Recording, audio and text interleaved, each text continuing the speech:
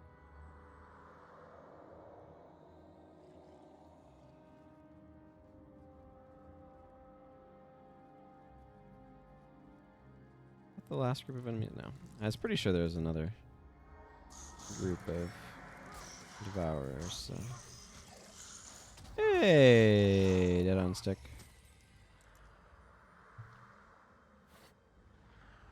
Good to see you. Hope you're doing well.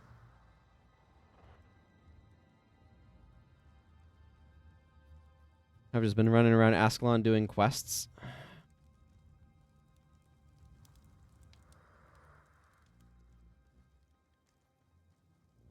I'm doing fairly well.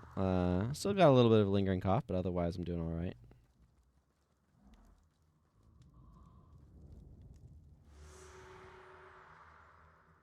There we go. I just need to scavenge weapons for them from among our dead. Those are willing, they'll serve these new soldiers better than the previous wielders.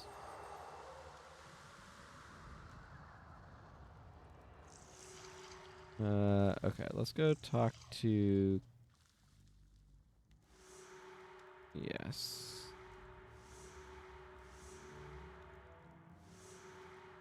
Okay, let's go turn in that one. Heh. Yeah, no, the Ranger and Necromancer colors are pretty similar. Feral Lunge. Technically, apparently. Fortis is around the corner.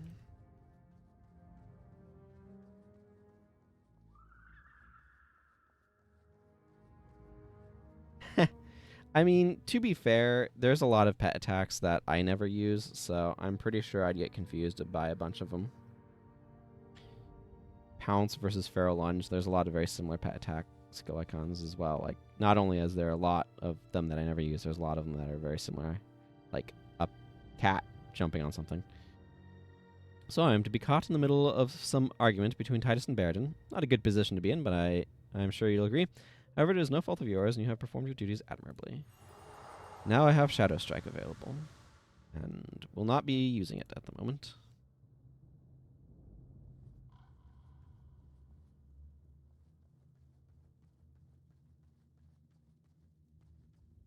Let's clear out some of this stuff in my inventory. Where is... Moonlight chest is over here. What? Oh. Okay, I got caught on a lag spike. Like, what did I get stuck on here?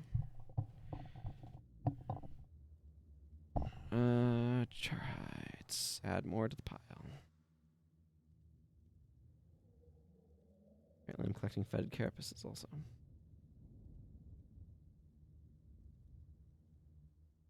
I'm not going to use that.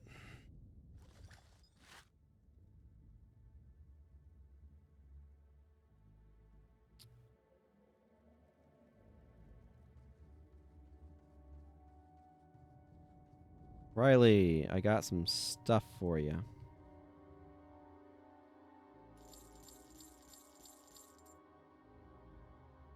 I had withdrawn a platinum at one point to buy a new ID kit before realizing I had one lying around already. Our carving also can go in there. I am carrying things that I have no need to be carrying.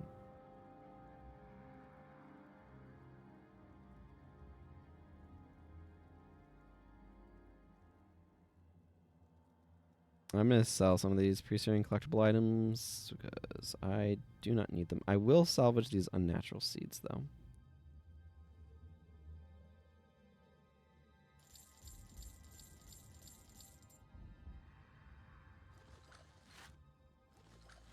If anybody wants them badly enough, they can go get them their own dang selves from pre-searing.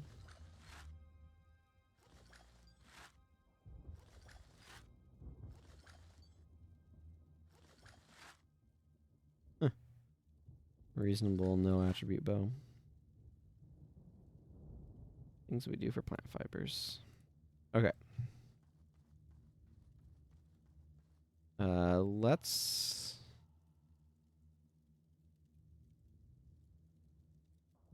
just go do Ruins of Sirmia. Yes. Let's just do Ruins of Sirmia. Okay, doke.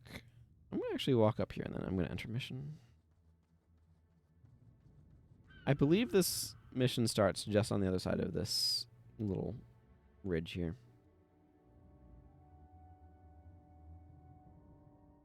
Just past that pile of debris. Come over. Where is it? Yeah, over here. Here's that pile of debris I was talking about. There's the mission outpost.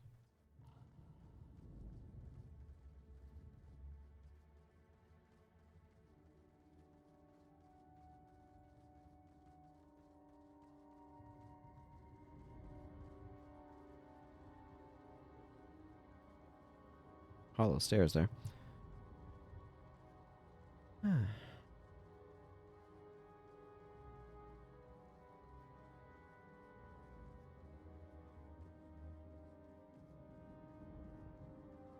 Devourers approaching.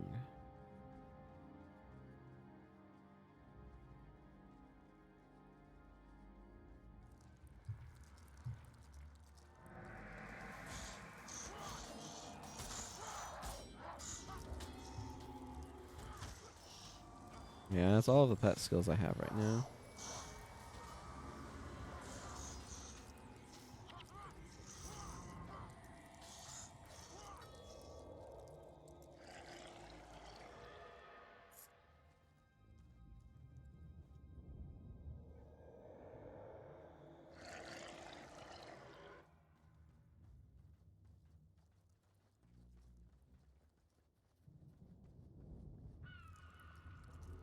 Okay, at this point I should just focus on missions that get me towards Kryta.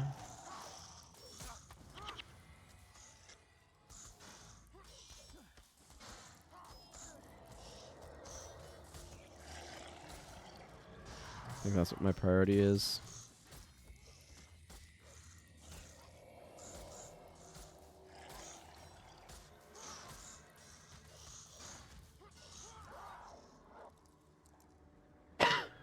Excuse me, I'm finding pets have a shocking lack of initiative.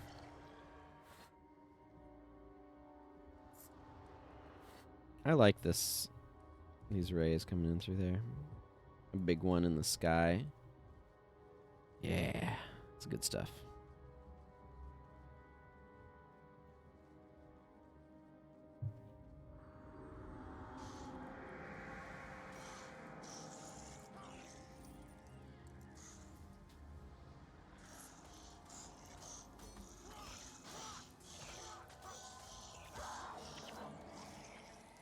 Okay, that's Whiptail.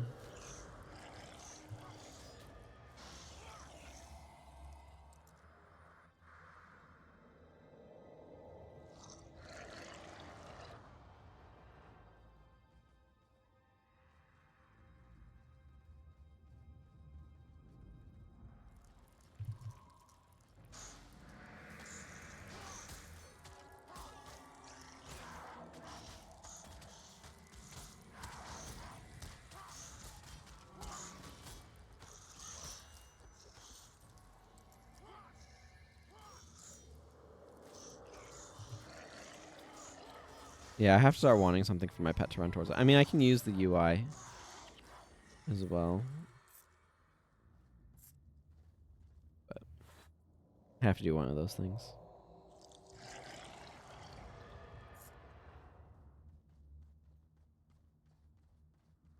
Or they just stands around, not doing anything.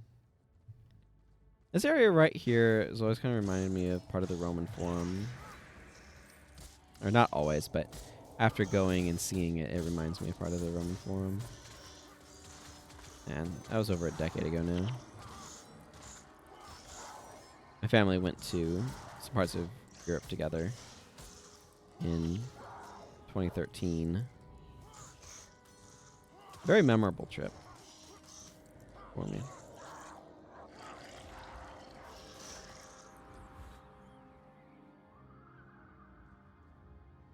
But it's just like sideways columns and stuff. Anyway, we're going up these stairs.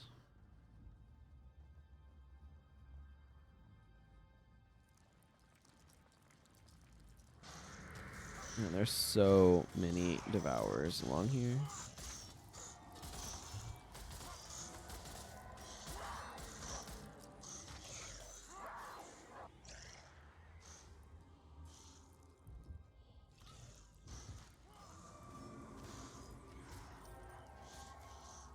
I'm wondering if I want... Like, I'm probably going to try to do the bonus here.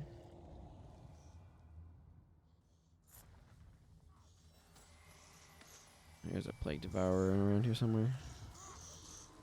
Because I'm, like, here, but I'm trying to think of... Like, I wouldn't bother with the Frostgate bonus until I have heroes. Because those would... Like, heroes and being level 20 would speed that up tremendously.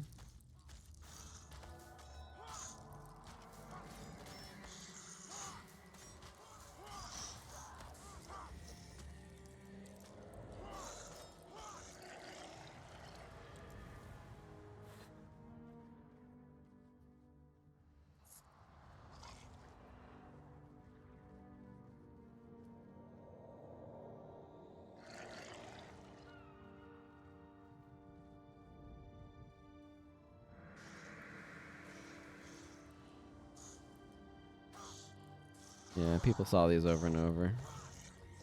Got tired of them. I understand, but like, I don't know.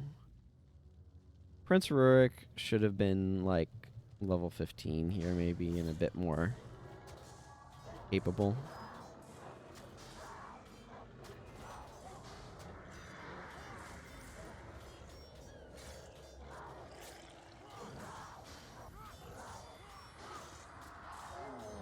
Well, it certainly helps keep them alive longer.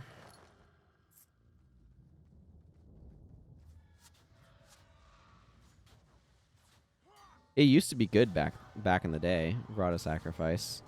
But it was so good that it got nerfed into the ground. You used to be able to maintain it, is the thing.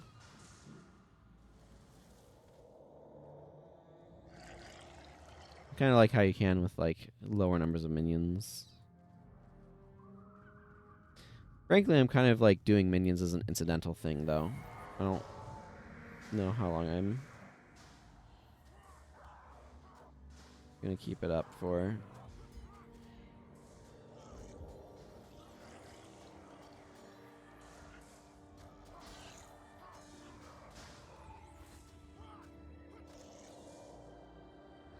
Well, I don't have a whole lot of build options currently, so.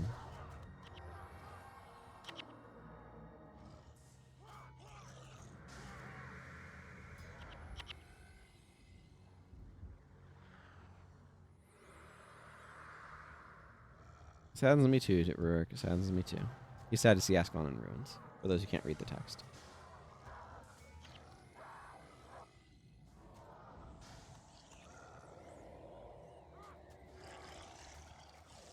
Oh, Dead on Stick. Did you hear about the weird router bug that we had the other day? Modem bug? I don't know which it belongs to more properly, but it's a both unit that we have. So I was attempting to connect, and I think I might have shared about this on Discord, but attempting, or like the internet was only like half working basically. Like I could connect to some websites, like YouTube and Gmail and such, but I could not connect to, and like Facebook Messenger, so Facebook was working. I don't go on Facebook if I can help it. I go in there very sparingly, but only to like post a link to something. But a lot of websites weren't working. Like Discord wasn't working, for example. And I was very confused about like, okay, what's going on here? Why am I able to get to some websites and not others? So I started doing some trace routes to see if I could try to figure out some way of investigating this, and discovered the difference was our internet was successfully connecting over IPv6, but not IPv4. And I don't even know how it got into that state where it was functioning like that. So I think we have a router problem.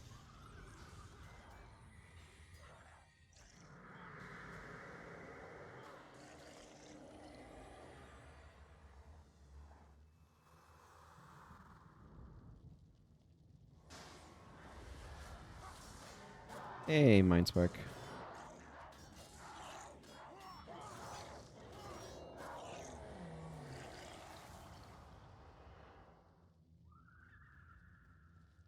Oh?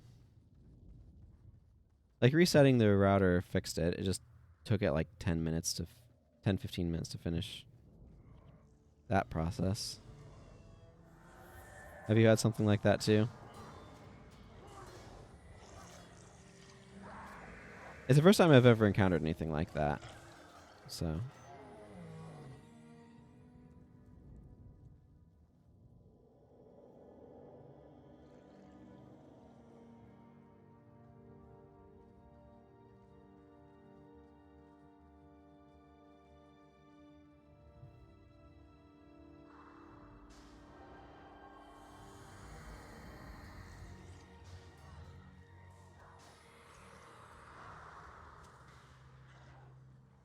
Ah.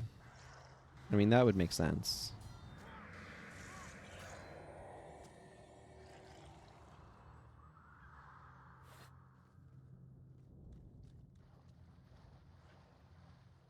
Hmm.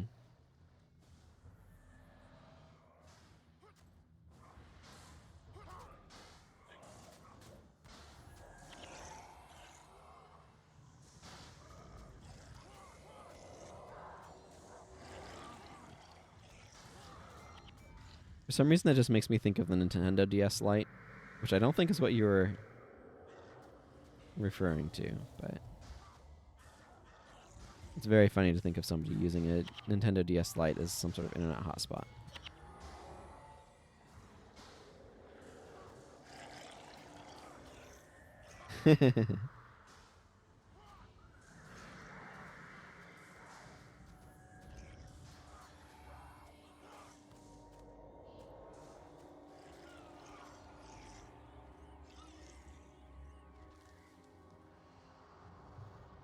I see.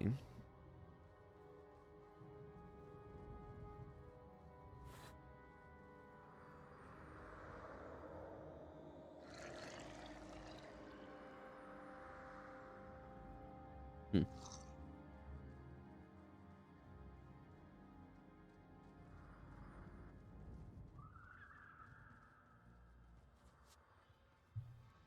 It must have been on modem then.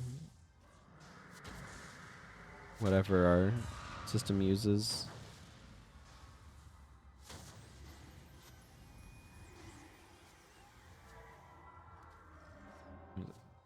Our martyr causing me issues. Yep, right there.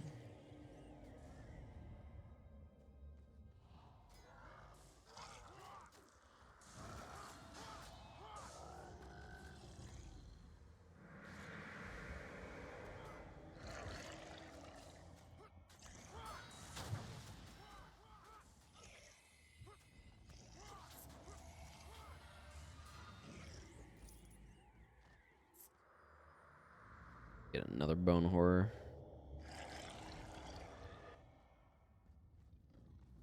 Need to go this way.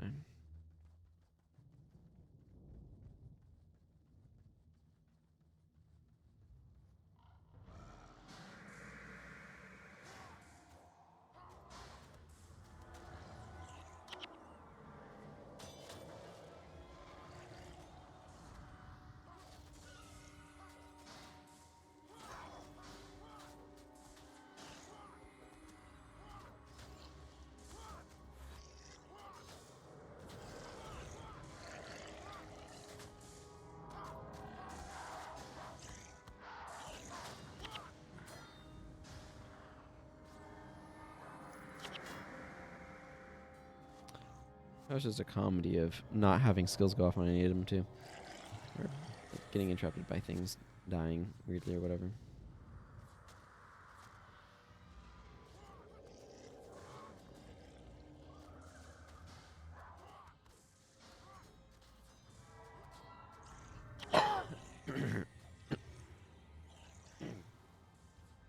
Excuse me. Someday, these issues will have cleared up.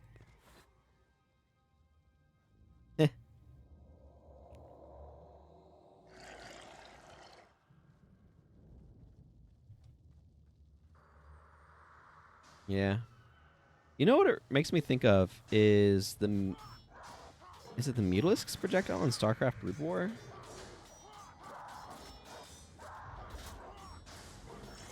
it's some Zerg projectile that it's reminiscent of to me. Zerg is running off like he's known to do. Ah, sure.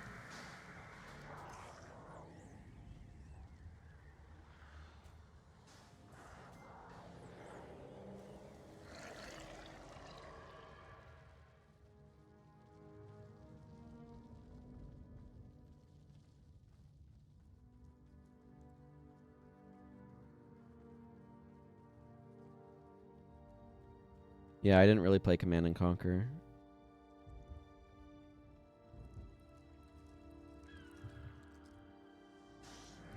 StarCraft, I got Warcraft 3. I never really got into the base gameplay for it. It was I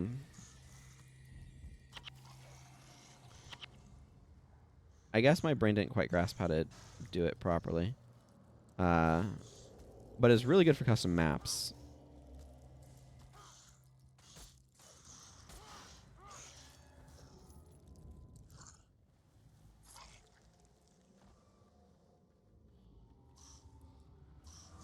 Yeah, it's kind of a matter of what appeals to you. I never could get into like the Age of Empires style ones very much. I've played some Age of Empires game, and also... Is that my pet just leveling up? I think that was my pet just leveling up. I also played the Star Wars game that was based off of that like same design model in Age of Mythology a little bit, but I never really like got into them or like came to understand how they worked or whatever. Yeah, there's a lot of like, oh, and then you have this resource, and then you also have this resource, and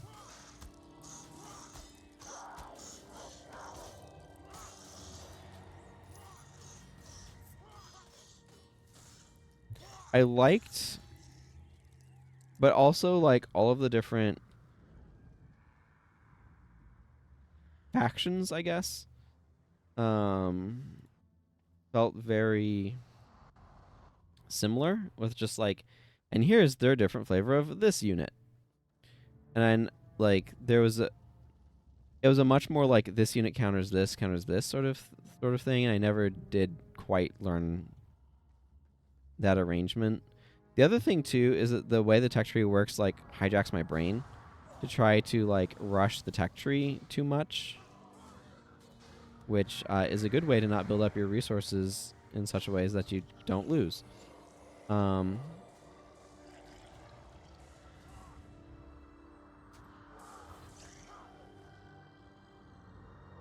appreciate that StarCraft is in many regards fairly simple, and a lot of the complexity is within the fact that each of the factions is distinct in how they operate, rather than being within each faction, if that makes sense. Like the complexity feels distributed differently. Like it feels like with Age of Empire style, as soon as you learn how to successfully play one, you can more or less transfer like 90% of that knowledge to all of the other factions. Whereas, like, that doesn't work with StarCraft.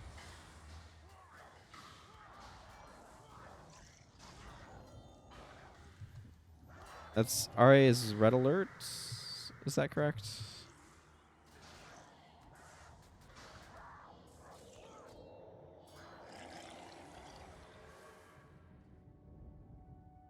There was some other game that I played that also did asymmetric factions. There's 4 of them. And I remember enjoying that. I don't remember what its name is. I got it on Steam, but it used the Games for Windows Live thing, so I have no idea if it even works anymore.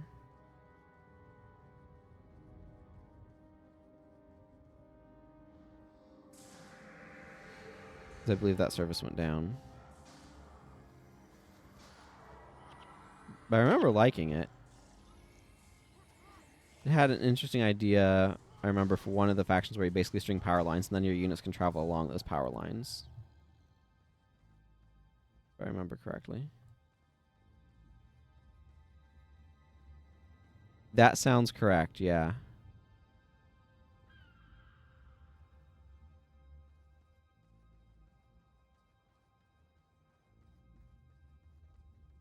Yeah, Universe at War, Earth Assault. That name rings a bell. I think that sounds correct. I remember enjoying it. I didn't play it like a ton, but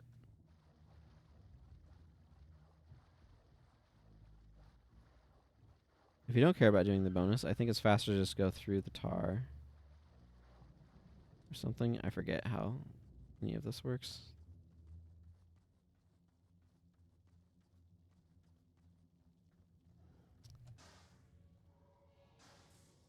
Yeah.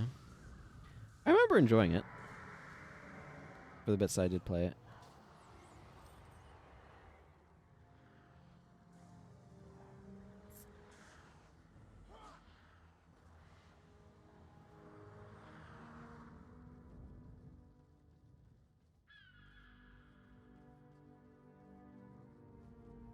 Okay, Brina Stevenson.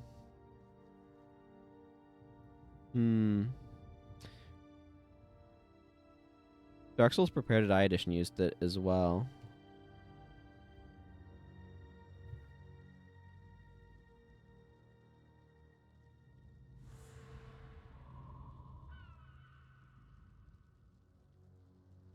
Yeah. Ah, good old Vista. I don't think it was as bad as people made it out to be. But there's also a period of time where I used a lot of Windows Me, so, you know. You want to hit me right in the nostalgia, though. Windows 98 Plus. That's where you really hit the childhood nostalgia.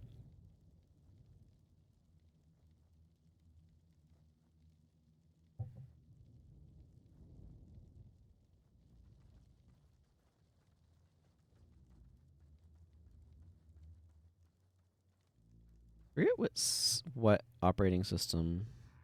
It's probably XP, right? That I played MechWarrior 4 on.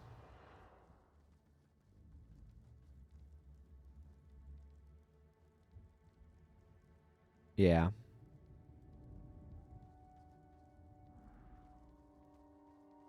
Yeah, because that's probably when computers were really, really getting around everywhere. Yeah, that makes sense. Yeah, MechWarrior 4 Vengeance. I played that a bunch back in the day. It's probably XP. I don't remember the timeline for things.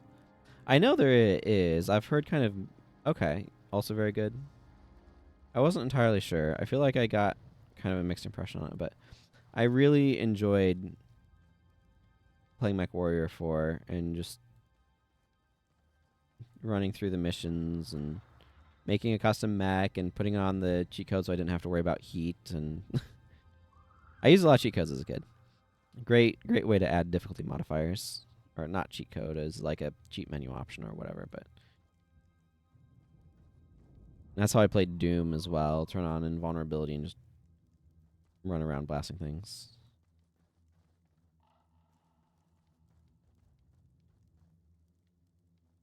Sure.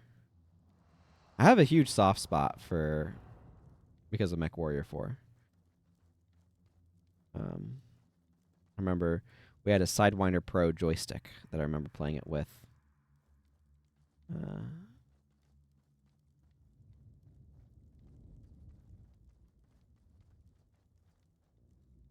Is TBS something for like some sort of tabletop version or? Yeah, unfortunately, I don't know what happened to ours. I'd kind of like a proper turn-based strategy. Oh yeah. I actually have a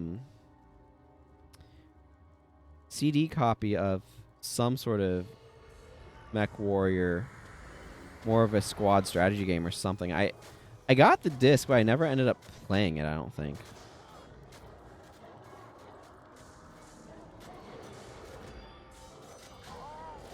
I can probably dig out, see what the... Yeah, Mech Commander. That's correct.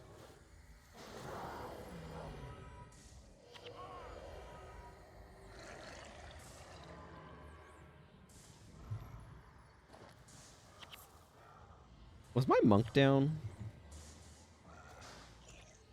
I'm paying too much attention to chat, not enough to the game.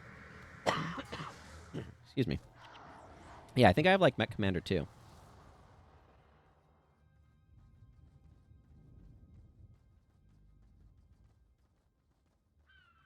Heh. I like having an active chat. It's a good problem to have.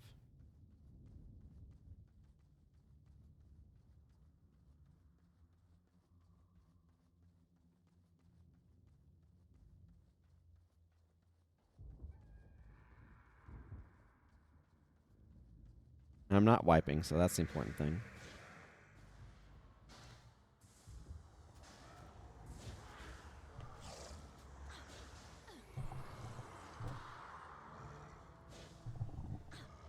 Okay, maybe I should stop standing in that. Trying to rearrange myself on my chair.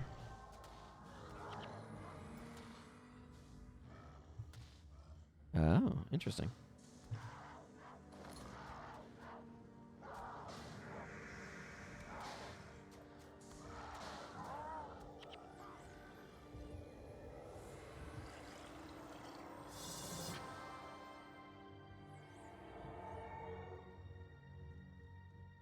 Secondary mission successful.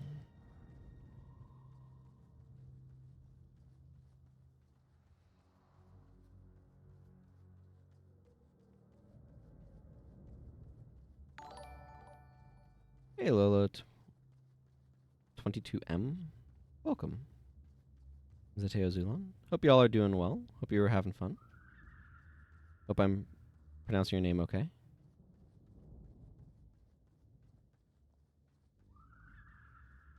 Thank you very much for the raid.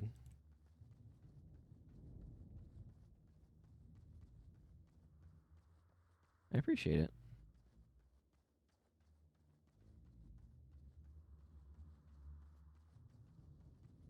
I'm doing overall pretty well. I still have a lingering cough from a, I don't know, cold or something that I had like a week and a half ago.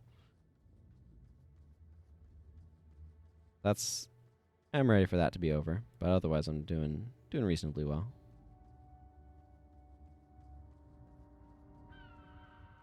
Just trying to get this Necromancer far enough that I can do the skill quest to unlock Blood Ritual.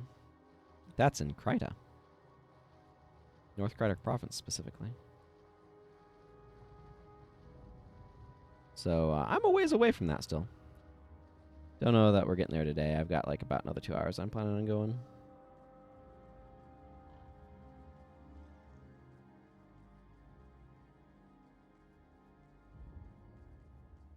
Yeah, this historical monument of Sirmia.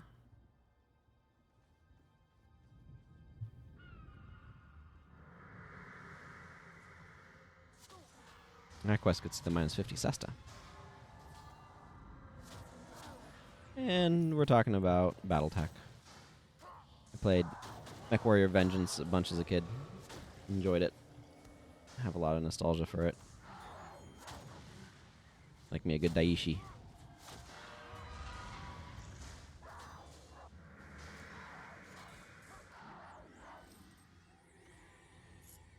Or Shadowcat.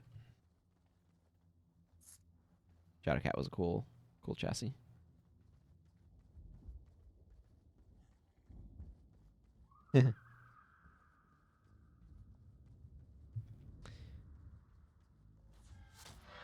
Yeah, and that one, it was that or the Atlas for 100-ton chassis.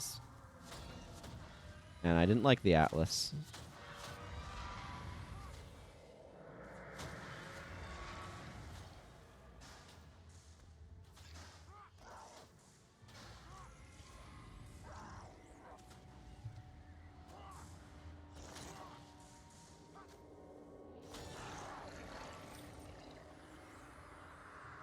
Yeah.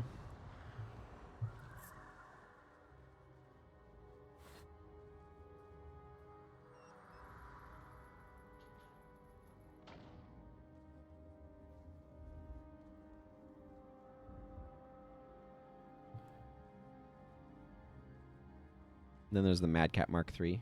Remember that one being pretty cool. I was, what, 60, 70-ish tons? Somewhere in that general vicinity, I think. It's been a hot minute since I played that game. I remember liking the ERPPC, though. Except for the fact that it would overheat your mech, like, super fast. That was all beam weapons. That was the balancing mechanism.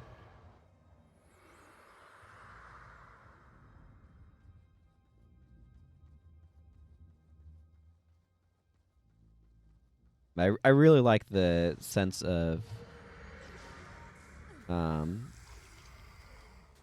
Oh, yeah, that's the shotgun, right? The LBA.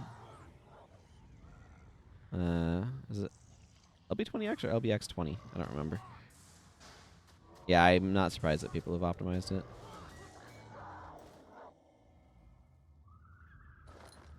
I mean, it's just like people have optimized the snot out of this game, too. Still more fun to do your own thing, though.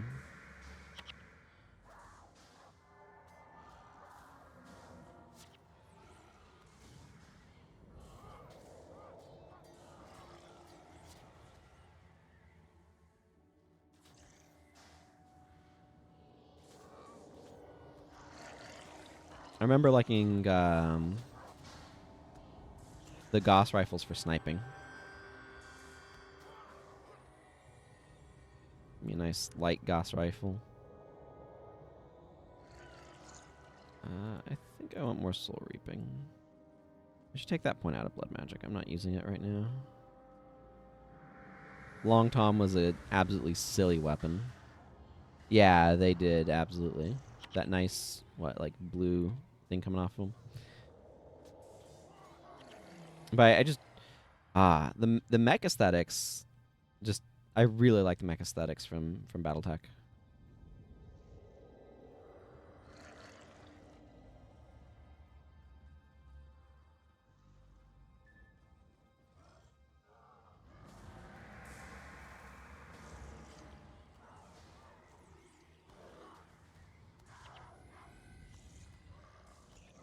There's a lot of different properties with mechs in them, but... Thank you for the sub. I appreciate it. I appreciate that a lot.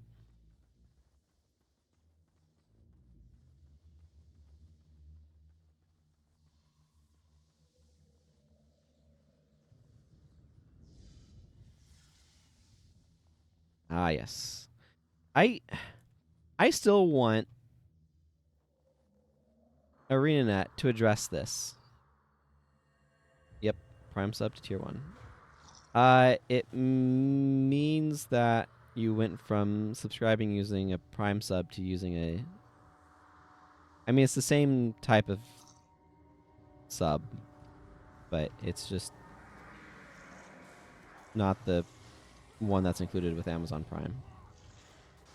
But the teleportation technology that we see in there, I would still like them to explain that.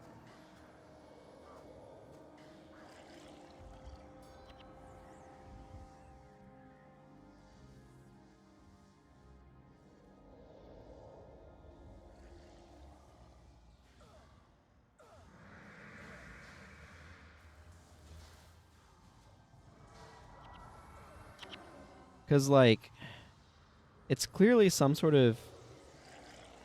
I assume human origin teleportation tech. I don't know. They never explore it. But it's like...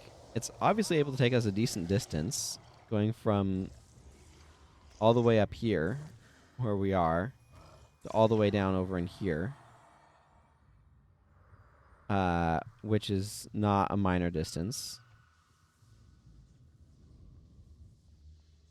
And then... Like, on top of that, like, it's very distinct. We don't see it anywhere else. And I would like to know more about it. And I'm, like,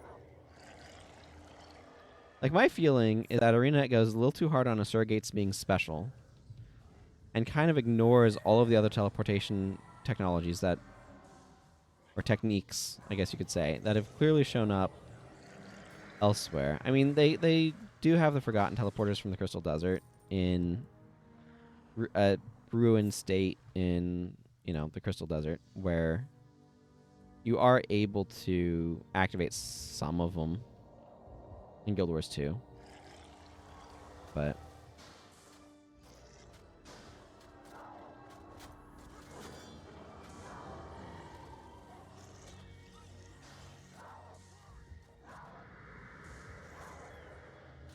I don't know, it's just super intriguing to me and just like really underexplored. So I am curious now that Secrets of the Obscure is wrapped up. Its story. I am very curious to see what they do next. Yeah, exactly. Like these lightning obelisks right here. Like, what's their story? Right? Because we only really see them here. I'm gonna let this cutscene play because I've just been talking about this teleportation thing.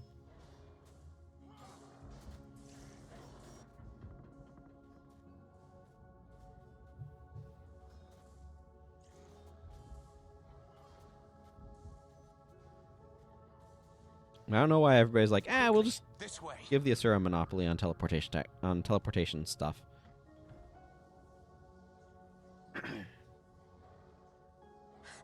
That was close. Closer than I'd hoped. This portal will take us to the academy at Nolani. From there, we can make it to the wall and cross over to Rin. We should hurry. The magical wards will hold back the Char, but not for long. Wait, my lord. Come look at what I have found. Is that? Yes, my prince. I believe it is the mouthpiece for the fabled horn, Stormcaller. With this weapon, we could destroy the Char once and for all. This is also super Ascalon ambiguous. could be saved. I have heard the stories of the horn's magic. Is it? But let us not be too hasty. Try If this is what you say refreshing. it is, then we must get it to Rin. We'll see for ourselves how much power this Stormcaller has. Come, we'll take this to my father, King Adalbert. Surely he will know if discovering this weapon is our salvation, or simply too late. Either way, staying here will surely be the death of us. Quickly, through the portal! I've definitely experienced audio desync on Twitch. And yeah, seeing then it goes through the portal and it ends. So, I mean, it's very...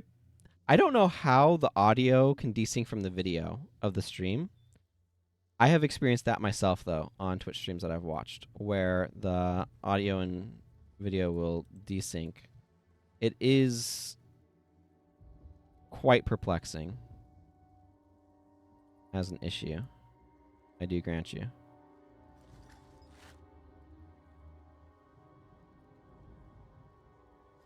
I'm just going to merchant most of this unless it's like highly salvageable, which means gives me a not abysmal amount. Okay.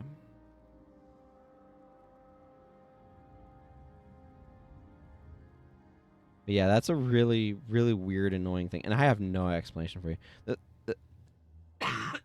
Excuse me. The thing is, I'm not sure how much like my voice was also desynced, and it was just because I was talking about stuff that wasn't related to what we were looking at for the most part. Or, like, it was, but, like, wasn't, you know what I mean? That's harder to notice a small desync in the vocal part.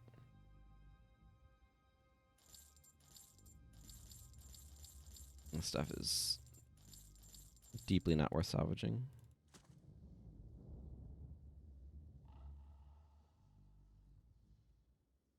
Okay. Yeah, exactly.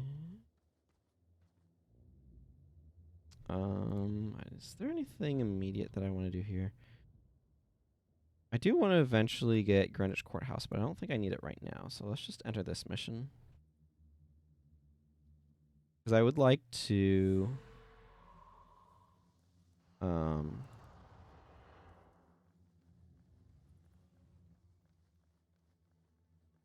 kind of hot-foot it to Kryta at this point. I'll definitely take some time once we hit Yak Spend to get more skill quests done, though, because I do want more skills.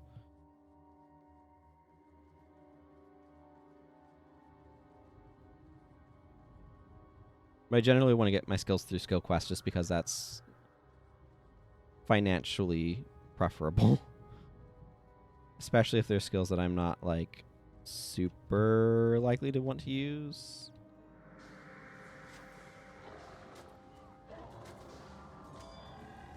Getting them for free is definitely better.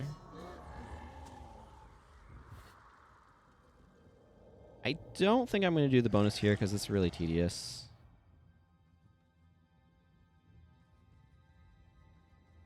A fast way of doing this is just to open the doors and fight off the Char army, but I don't want to do that with where these characters are at.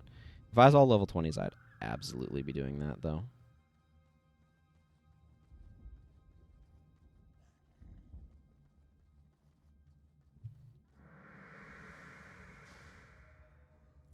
Need to remember to open up the pet panel.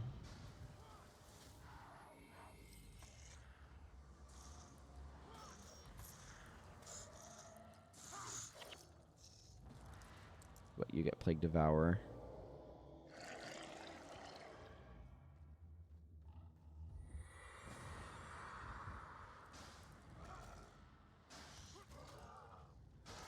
Keeping an eye out for Plague Devourers because they explode corpses, and I want to bone minion corpses.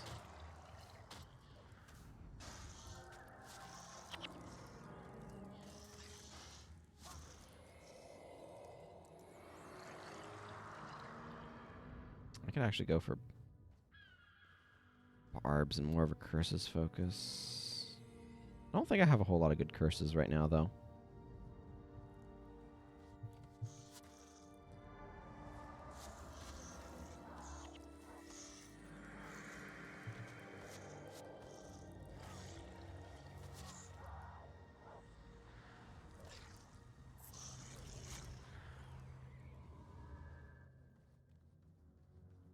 Yeah, what are my... I actually have quite a few. I don't have barbs yet. Weaken armor doesn't do anything here. Soul barbs is really good in some circumstances.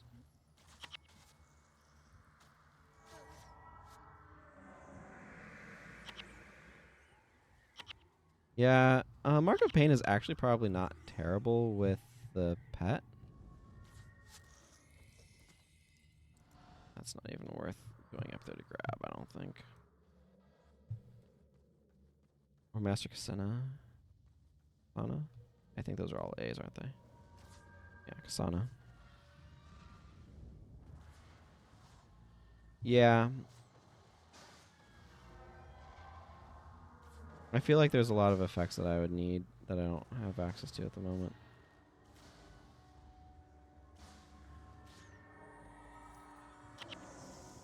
At gold is also not worth picking up. I'd get like 2 or 3 gold from that.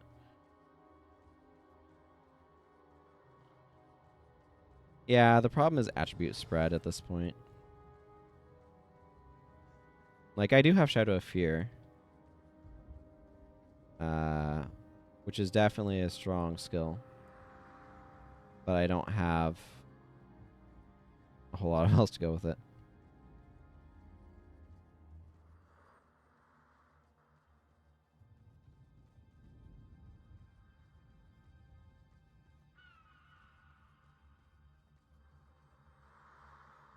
I think this curve's around the way I need to go.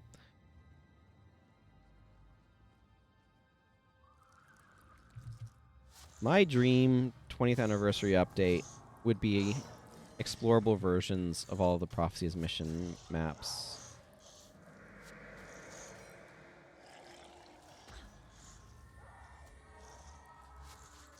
Kind of like they did with post-war in Kryta, where you could still go into those maps and explore them. They could keep most of the enemy mobs the same. Have it be fine. It'd make cartography a lot less tedious in Prophecies if you didn't have to worry about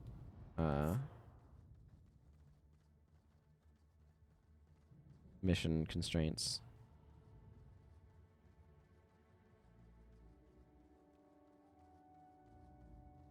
Plus, I mean, these maps are just, there's a lot going on in them, and a lot of times the mission, like, I would really love to know what the workflow was, because a lot of times the maps just have so much more space than is actually used.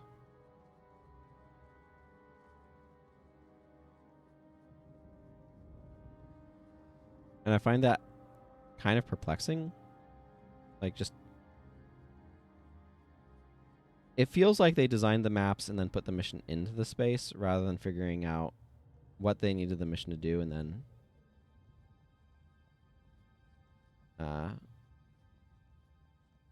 designing the map around those needs, which is what it feels like they did with the later ones.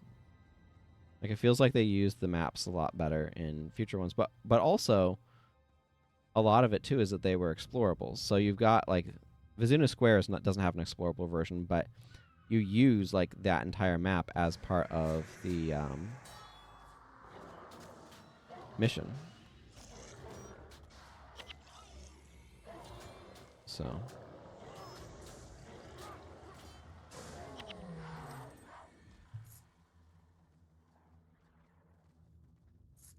wonder if you need to do,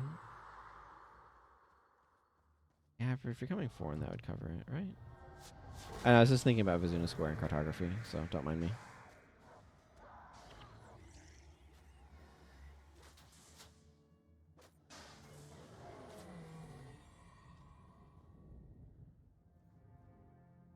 Are you talking about this mission in particular? I think the structure of it's fine. It's just, I'm just saying a lot of mission maps feel like they have a lot of unused space in them. Obviously, Dunes of Despair is the poster child for that.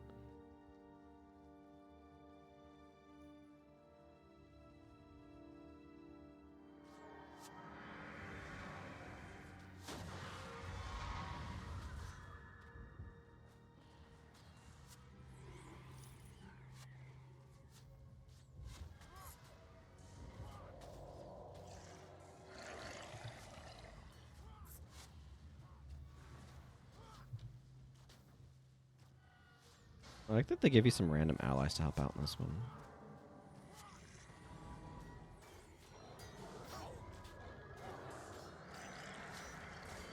Okay, we got ourselves a horde here.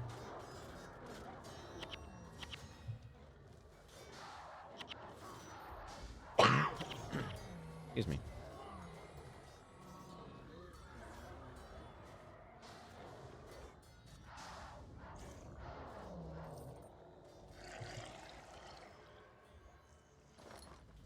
Man, you know, what I wish is I wish that minions in this game, when they introduced the minion cap, I wish it worked like RTS Supply, where different types of minions would use different amounts.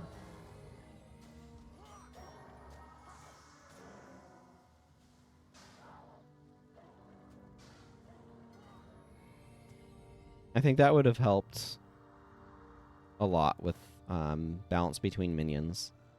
Because, like, if you're playing an RTS and every unit requires the same amount of supply, you're kind of encouraged to make a lot of the most powerful unit,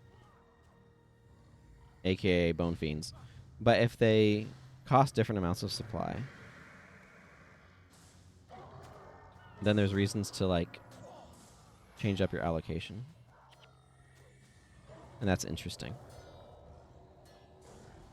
Which is a long-winded way of saying I think, like, animate bone minions those minions should probably shouldn't consume one thing each. They should probably be, like, you know, half a thing or whatever. I mean, you just round it up. But if you want to just use whole numbers, which there's a good argument for.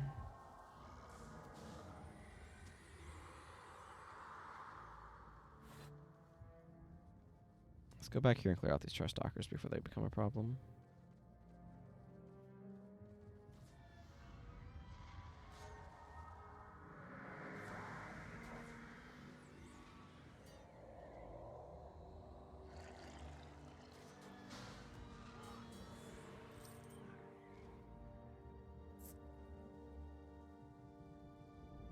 You know, I was not expecting those ones to be the load-bearing ones that would open this whole thing wide open. But now I need to go make sure the prince doesn't get himself killed on these 3 Blade Storm. And he is working at it. He's got himself a defensive stance, endure pain. I got my monk here.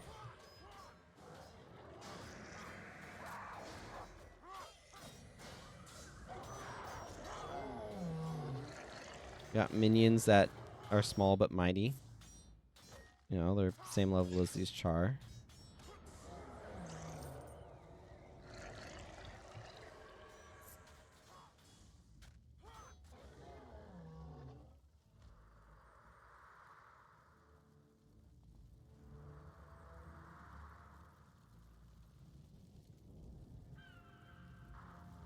What are you doing, Prince Rurik? Oh, he aggroed and then had to go back to a waypoint. The AI can be dumb like that sometimes. It's a really, really, really hard problem to solve in their defense of detecting, are you closer to the next waypoint that you should be going to than the one that's that you were previously at? What are you doing?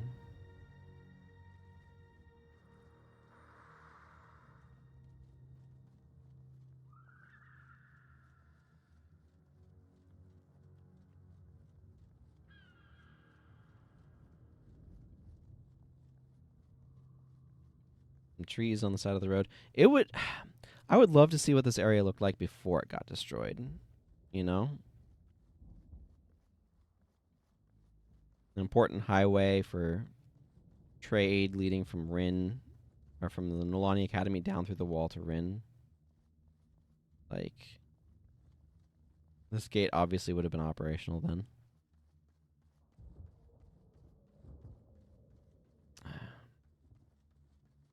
Pre-searing is a good size, but that doesn't stop me from wishing it covered all of Ascalon.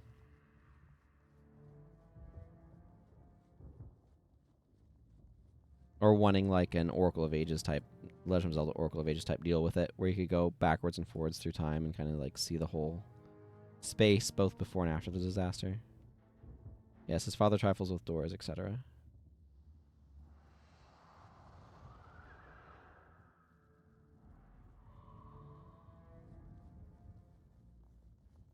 Here I am, trying to save Ascalon, and my father trifles with doors.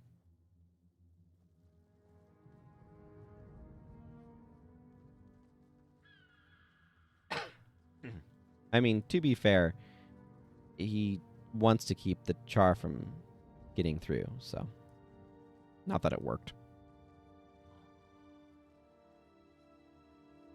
Like, what was Rin like before it got ruined? Obviously, the Black Citadel now sits on top of it, or next to it, in Guild Wars 2 timeline, but I do find it interesting. There was a teaser screenshot that they gave for the next expansion for Guild Wars 2 that had a striking resemblance to a section of Regent Valley. I would love to revisit a pre-searing Ascalon.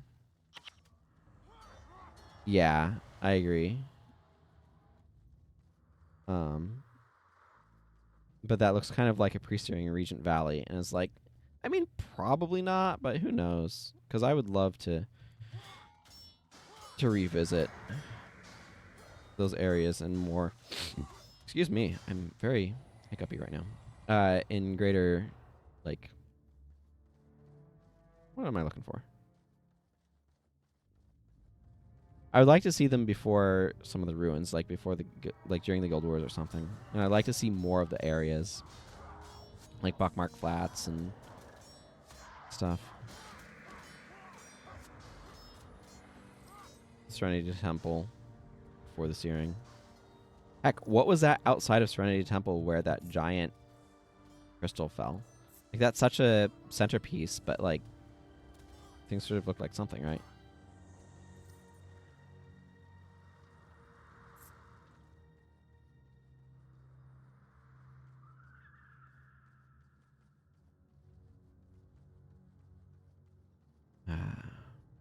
I can almost taste it. The snow of Yaxbend. It is a pretty big moment. You'd spent your entire time in Ascalon prior to this, and there's a lot to do in Ascalon. So finishing this and suddenly ending up in Yaxbend was a really big moment. I do think they should have made you do the journey rather than... Like, I think Rin should have been an outpost. That then you would have done the journey from there.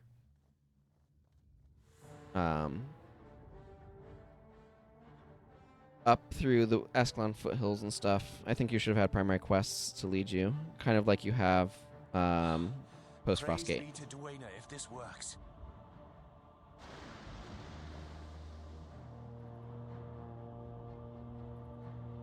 I think that would have been really cool.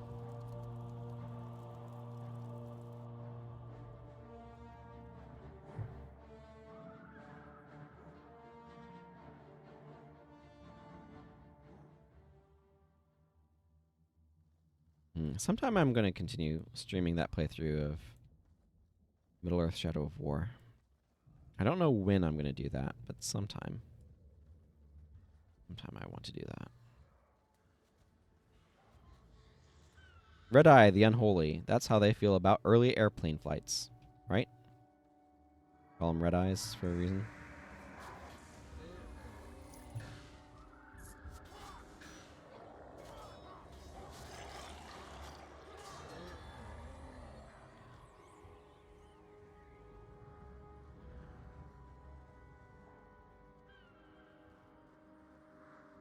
But yeah, were I to do a remake of this, Rin would absolutely be an outpost. No, Red Eyes because you have to wake up early. So really early air flights are usually called Red Eyes. Because the idea is that your eyes are still red from like not getting enough sleep.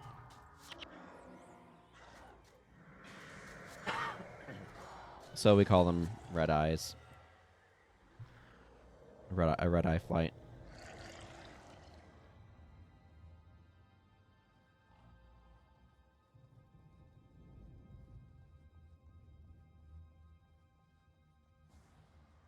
Typically for flights, if you have to get up at like 2 a.m. or something in order to catch it.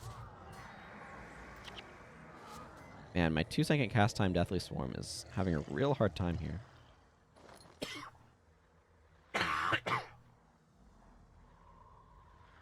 Excuse me. No one really was insistent.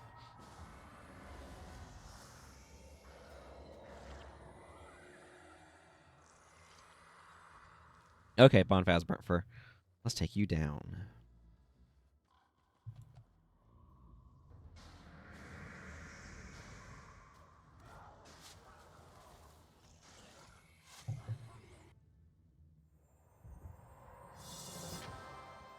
It's a nice rain effect going on there.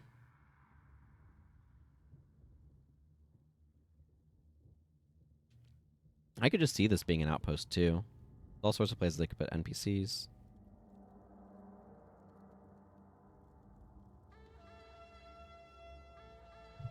Trumpets. The king must be near. The fall of Rin will have darkened his heart.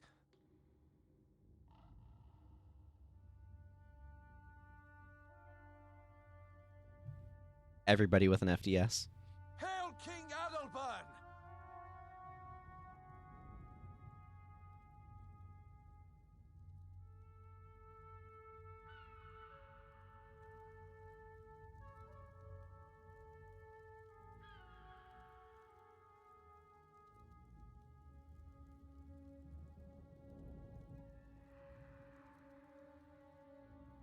Rise, my son. You have done well.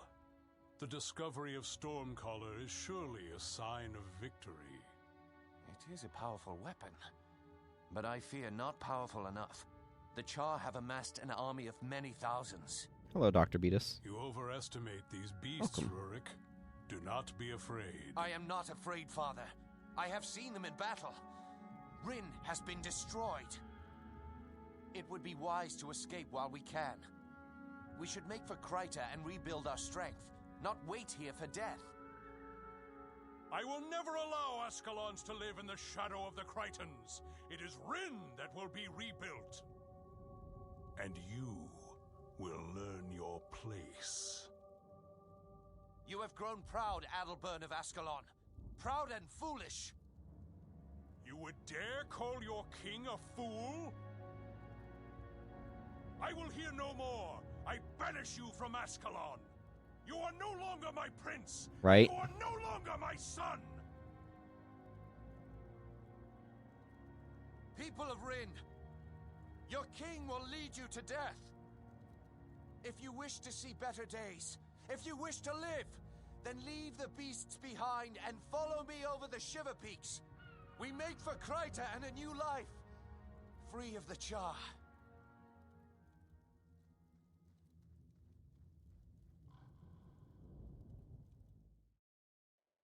I wonder how much depression Rurik is going through due to the death of Althea.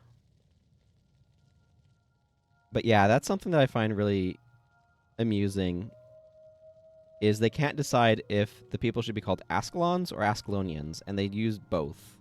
There's no consistency in that regard.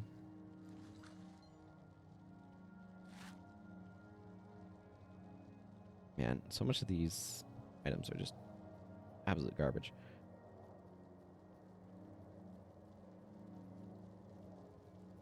Okay, time for some skill quests.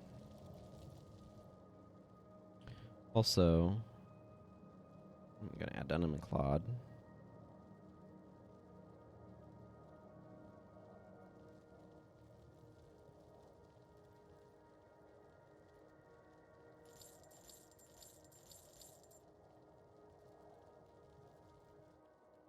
How much funds do I have to deposit? 132 gold. Woo. Tabor, what are you doing? Okay, just a quest to teach me about where Rutger is. Excuse me. Ooh, this is a bunch of skills here. Necrotic Traversal, Defile Flesh, and Well of Blood. As you've no doubt heard, there have been a number of recent disappearances among the townsfolk. Thus far, we've assumed they fell victim to Stone Summit or other local menaces. The truth, grant forgive us, is something much, much worse. One of our order, a promising necromancer named Verata, has been experimenting with new ways to enhance and maintain summoned minions. Normally, this would be a good thing. However, in his lust for power, Verata has been kidnapping Ascalon citizens for use in his experiments. He was also spotted waylaying travelers coming up into the mountains from Ascalon. We must stop him, quickly and discreetly, before anyone can link the disappearances with our order. Can you be of help in this situation? Yes.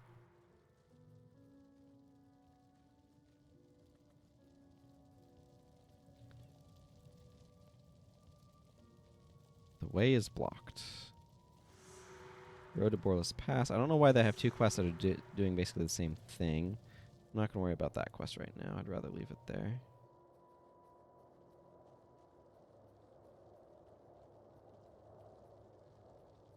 I should grab this quest too. I believe this gives you some skills in advance.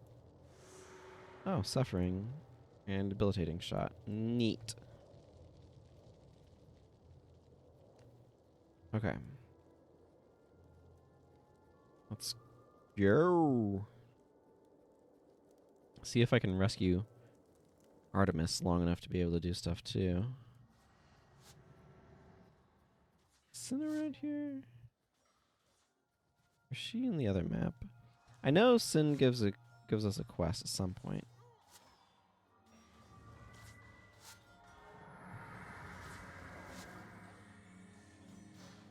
The challenge with Artemis the Ranger is she's on my skill quests and is like level 2, which is super fragile.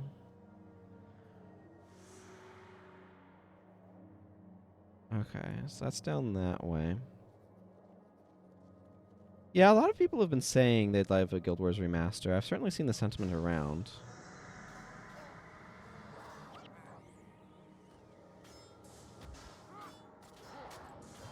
What would your vision for a remaster look like? Like, what sort of things would you expect from it?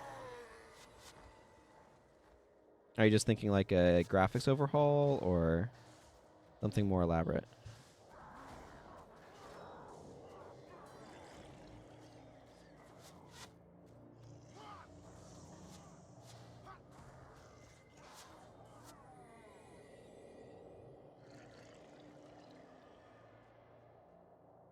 Yeah, if you I don't know if either of you have seen Wooden Potatoes server, Discord server, but one of the in the Guild Wars 1 channel, one of the people there has been doing a like pre-searing an Unreal Engine 5. Just like importing assets and whatnot. Putting stuff in there. It's been really cool looking.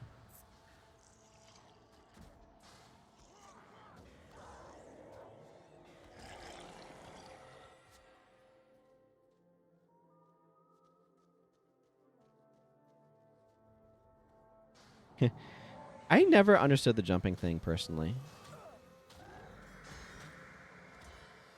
The thing is, if you had jumping, you'd have to completely redesign the maps with jumping in mind as well. So it's not like it's a trivial thing. But just there's jumping. But just for some people, jumping is a really big deal, and it has boggled me as to why. Maybe I have enough history of playing games where you like jumping as a more specific thing, or I gotcha. I need to play through that game too. I picked up Divinity Original Sin at one point.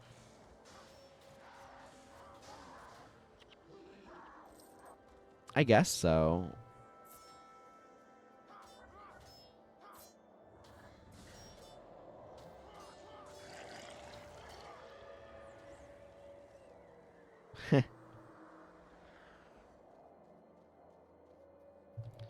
I mean, I guess there's an element of that, but it's just how the game works. I don't know. To me,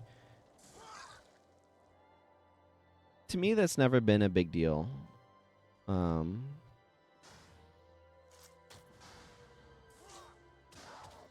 mean, regardless, you have to figure out ways of making the player have to navigate the level. So you just have higher cliffs and stuff. Like, great progress. Now, my minions, you will live beyond your normal span. You interrupted my experiments. You were dog sent by the order to hound me, no doubt. You regret crossing me, whelp. You have not heard the last of me. And we have not. He hangs out near the wizard's tower.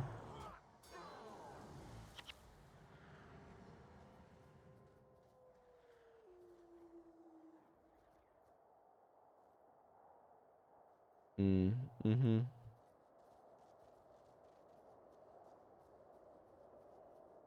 Given mods, I assume Divinity Original Sin 2, since it's not like Guild Wars 1 really has mods.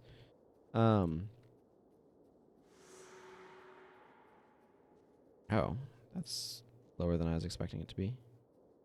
Maybe I should go over there. Yeah, that's higher up.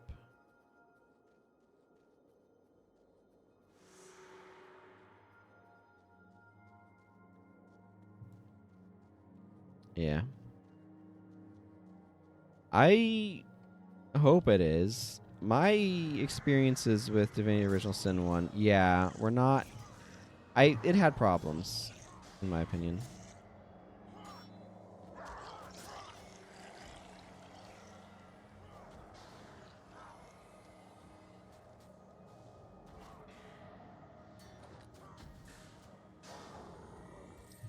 One of my big problems with Divinity Original Sin 1 was that the game expected you to travel through it in a linear fashion, but didn't force you to. So it was really easy to kind of like get stuck and have to like do some serious backtracking in order to be able to get the narrative back on track.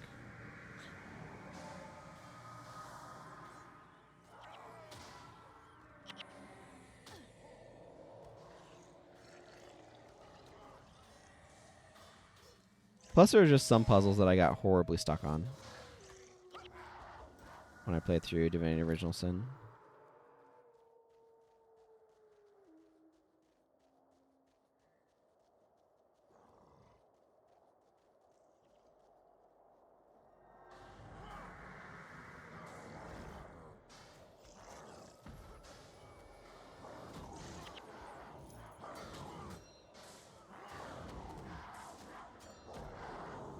Oh.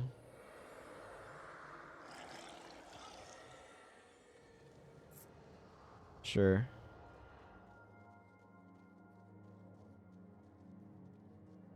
Yeah.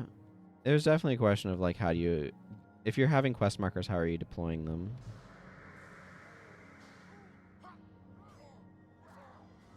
Yeah.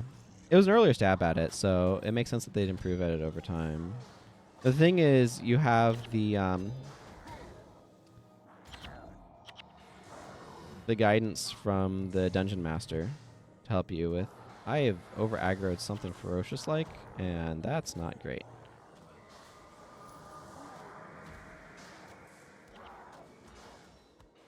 But yeah, with D&D, you have a dungeon master that can actually help with some of those navigational things.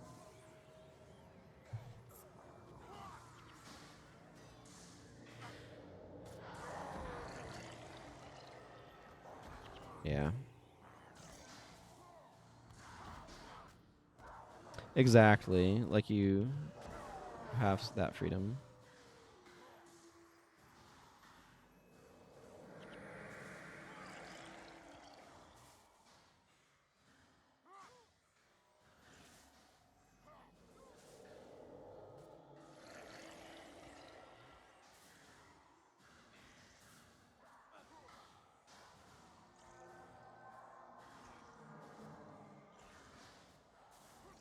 Mm-hmm.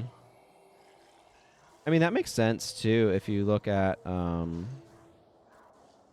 first Elder Scrolls game.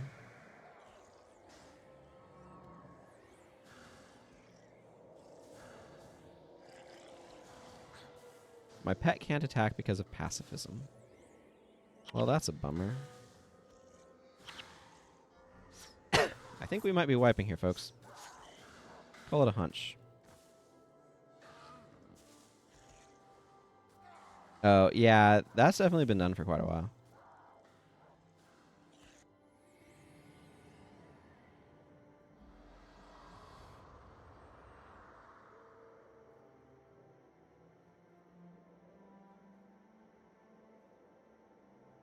Where am I? Down here. Okay.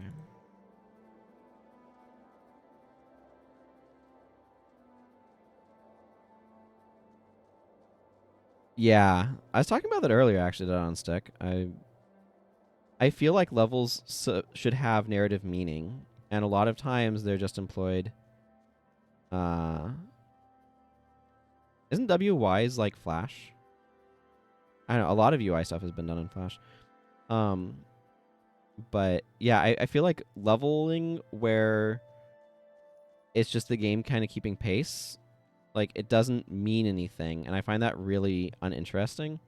And I want levels to feel like they have narrative meaning and greater lore implications. And I dislike it when they don't.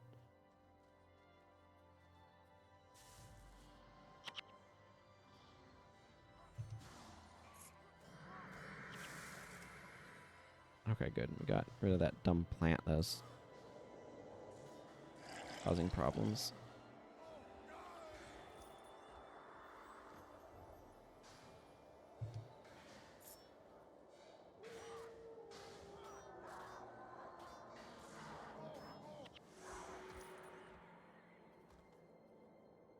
Oh, that could be.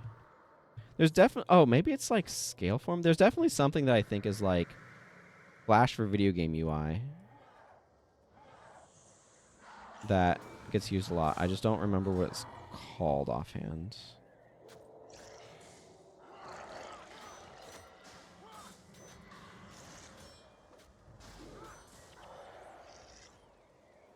Yeah. Because I like the idea of what levels can mean, but they're not usually implemented in a way that means that they have any meaning. It's like, why is the wildlife outside this village level 40 and outside this village is level 2? It's like, well, because that's just the player. Of like, we scaled it for the player, and it doesn't mean anything, right? Doesn't mean that the villagers there are all hardened hunters capable of dealing with really high level stuff. And so I really want levels to feel like they mean anything, but a lot of times they don't mean anything, and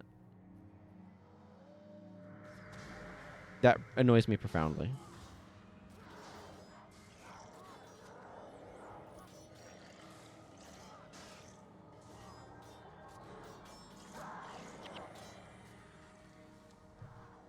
It's like, are the Char a lesser threat in prophecies because the majority of them than the undead in Kryta, because the majority of them are like level 4 to 8, whereas the undead are like a higher level, like 11, 13 sort of thing. Is there any significance we should be reading into that?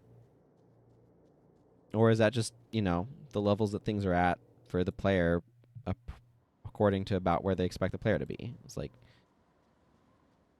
I want there to be meaning, but...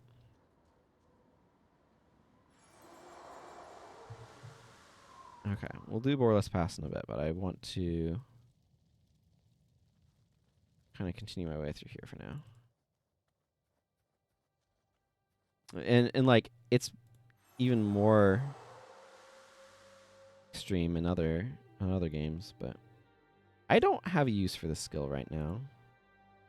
This skill is a good one. If I was doing stuff with blood magic.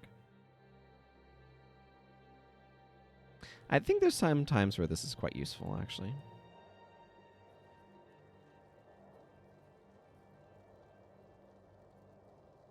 I know, right? Well, you have the same effect going on in Eye of the North. Hey, Salty Grease. Hope you're doing well. Okay, I want to go helping the dwarves, because I want to go up to where Artemis is, because she's got a skill quest for me also, I'm sure.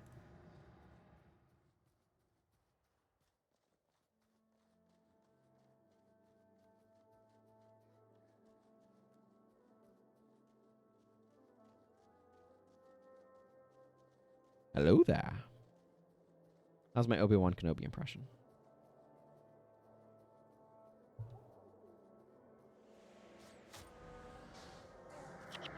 Yep. Cancel the wrong thing.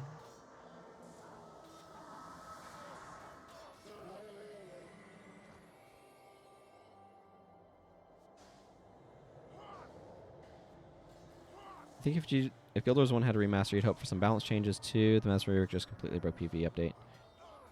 Yeah, I'm with you. But the thing is, I would want that to be retroactive. So, like, would you want a Guild Wars remaster to be compatible with the old client?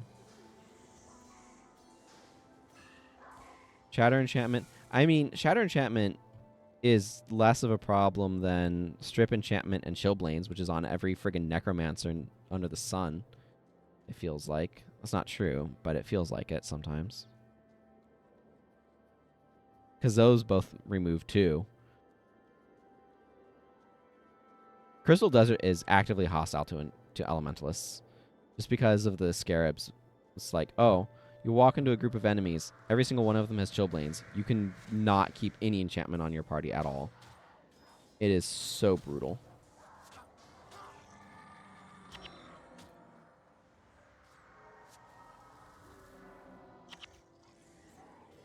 Okay, I don't need to use Call of Haste just yet.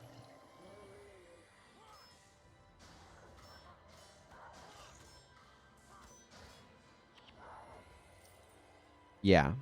No, that's the thing, is Mesmer needed a buff, but they got like too much stuff going for them.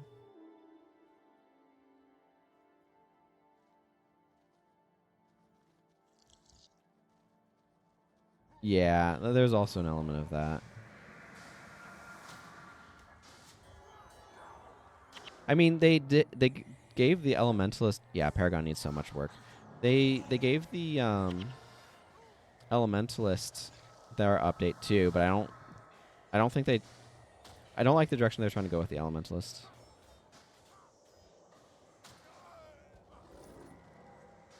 But I mean, the part of the Elementalist problem is that they keep trying to make cross-element synergies, but all of the mechanic streams specialize.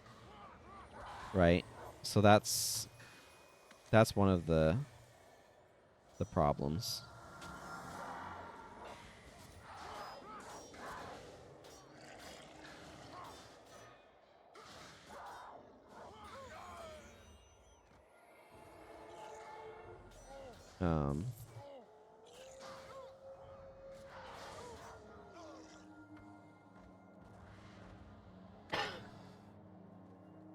Energy storage is also just not a very good primary attribute. Yeah.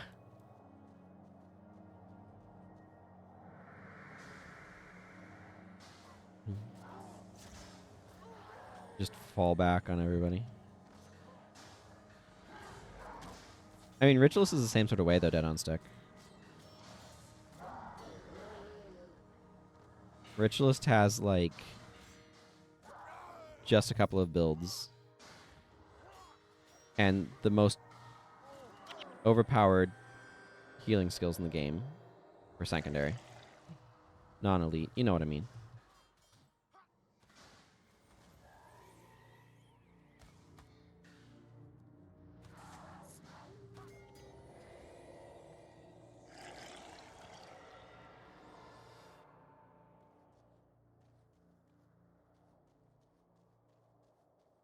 Yeah.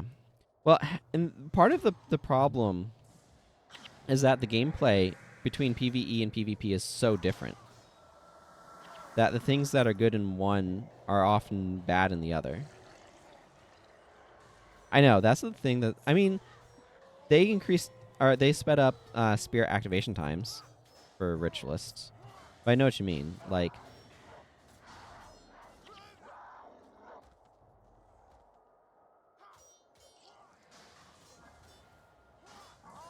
I mean, together as one was a huge boon for Ranger, for sure.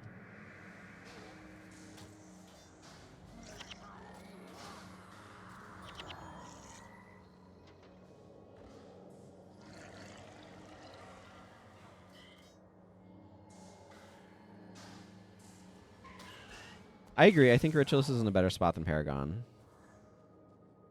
Paragon got absolutely wrecked because of... especially motivation. But, like, in my opinion, Paragon's flaws start at its primary attribute. Having a bunch of party buffs all be based on, like, affecting an AoE is just so hard to balance.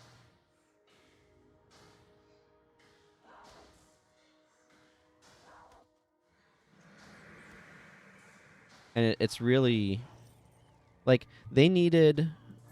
they also needed counterplay hexes, like, not stuff that prevents you from using Shouts of Chance, but stuff that, like, deafen ears, where it, like, prevents you from being affected by Shouts or Chance as well.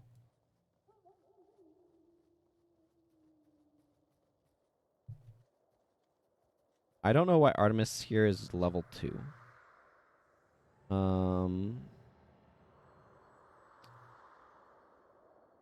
don't... yes, I will do this. I don't know what... okay, that requires me to go this way. Where is Sin?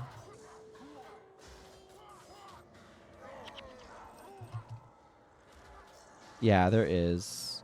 So there's one that whenever you use a shout, you start bleeding, and while you're bleeding, you have more degen.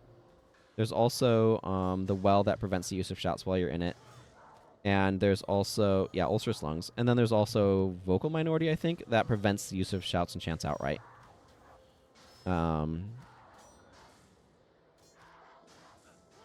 So there's like 3 anti-shout chant skills, I think. All in Necromancer. Like, all in curses.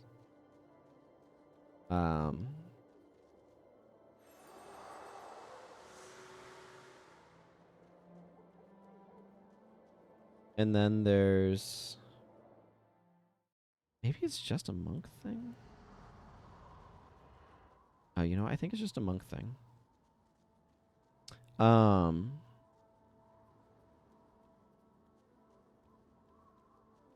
then the other idea is that you can, like, interrupt. Yeah, I like there being resilient buffs like that. I agree. Again, I think one of the big problems with Paragon is that the fact that leadership requires you to affect multiple allies, means that all of the shouts are enchants, or the majority of them affect multiple allies. And more stuff like it's just a flesh wound is a much better direction. So, remember playing Imbagon in Domain of Anguish and never getting any hex removal on me, so he's constantly at the vocal minority. Yeah. Yeah, exactly. Like, and I'm absolutely, like, I have no problem. Like, the other thing, too, is I think there's room for interesting counterplay. This is where I think balancing stuff more like Magic the Gathering, where instead of, like, I think instead of introducing new professions, they should have introduced new mechanics. I think that would have been a better direction.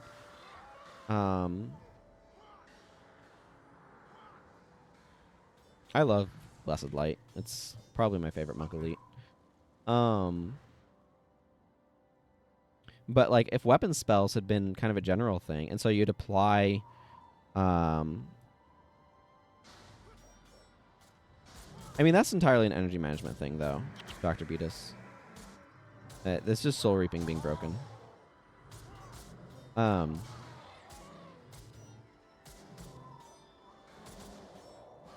But I don't know. I feel like I've completely lost track of what I was talking about.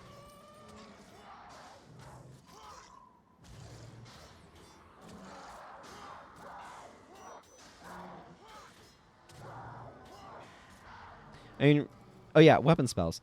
So I think weapon spells, like, it would have been really interesting, like, same properties, but if some of them were debuffs that you could apply to someone else, and others were the buffs. So, like, if you want to get rid of a weapon spell, you have to bring a weapon spell in order to overwrite the other weapon spell. So if you're getting debuffed by weapon spells, the solution is to bring a bunch of weapon spells to apply to your allies. And if you want to get rid of weapon spells, wow, I got that just in the nick of time. And if you want to remove weapon spells from enemies, the solution is to bring debuffing weapon spells. And I think that would have been an interesting base of counterplay.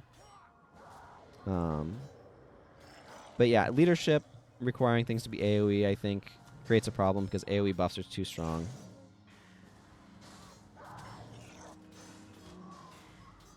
Yeah, dulled weapon. Exactly, dulled weapon should have been a weapon spell.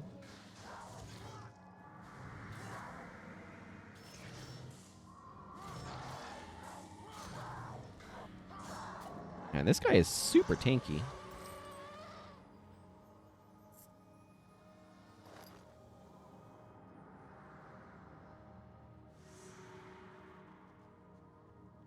Nice that those guys were basically in the same direction.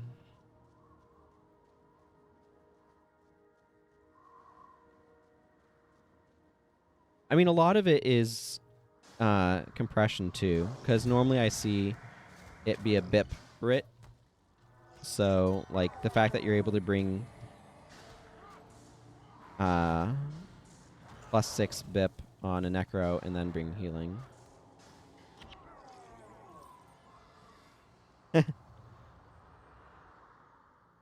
Yeah, I'm glad to know you've been enjoying playing Magic. I did not realize I was responsible for that.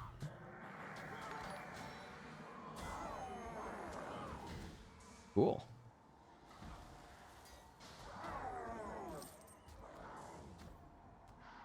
Thank you for the Prime Gaming sub. I do appreciate it.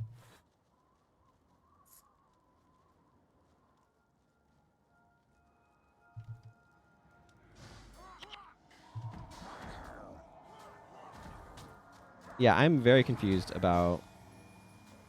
I think it's... Yeah, I'm very confused. I don't know what's going on. You know what? Probably Twitch is confused. Oh, thank you for the subscription, Dr. Beatus. I appreciate that as well. Apparently Twitch appreciated it so much, it's predicting a hype train.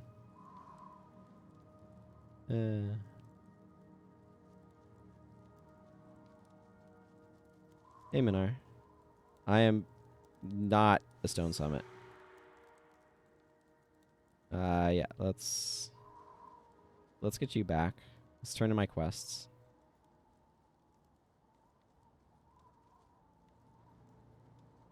At some point, I'm going to need to get to Anvil Rock. That's going to be a later point, though.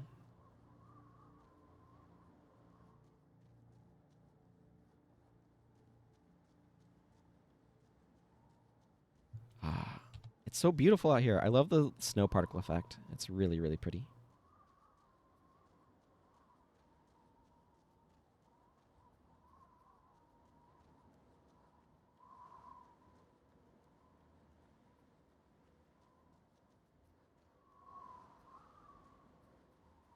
I wonder if they let you stack prime subs and non-prime subs. That would be interesting.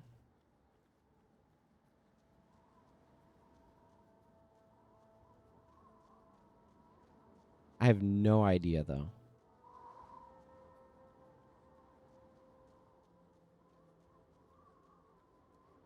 Huh.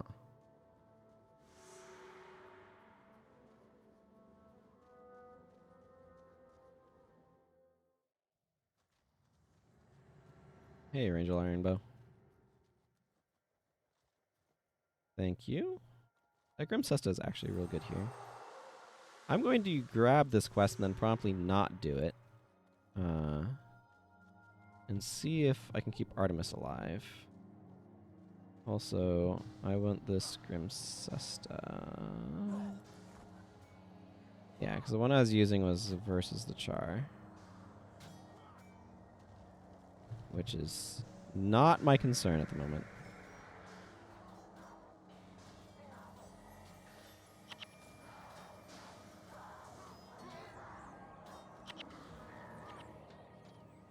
Okay. Artemis, give me my skills. Please. Orgrim is dead then. Well done. Yeah, he took a beating.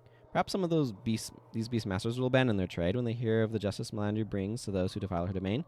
The goddess must be pleased to know she has a mighty servant such as you to champion her cause. Whirling Defense. Call of Protection is good, but I'm not having problems with that, so I'm not going to use it right now. And good old Winter. There are some synergies with Winter. Winter is a weird one. Appropriate place to get it, though. Okay. I'm going to go do Borless Pass now. That's funny.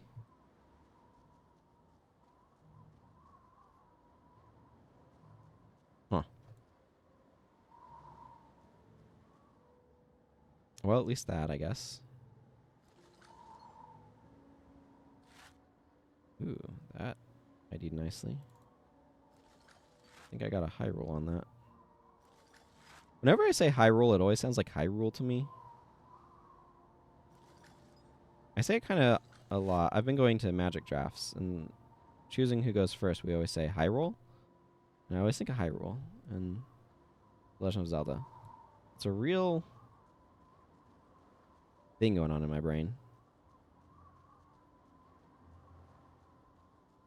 Have you been doing any Thunder Junction drafts or anything, Dead on Stick? Yes. Usually 2d6s. Definitely not spin downs. Occasionally I have a proper d20. But the d6s are easy to grab.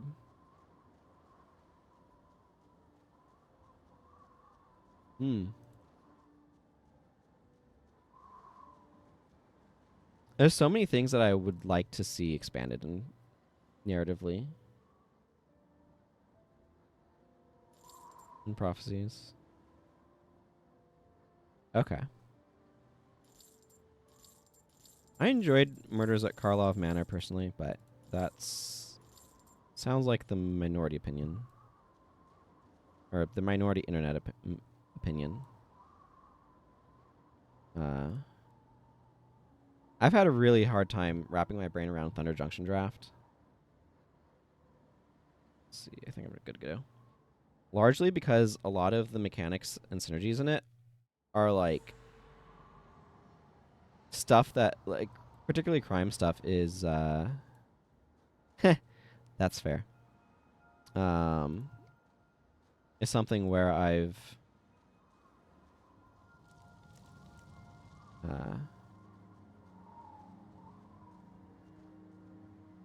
that's where, but yeah, it's the sort of thing where it's like such a basic mechanical thing to target stuff that's easy for your brain to kind of like gloss over the greater mechanical significance due to the crime mechanic.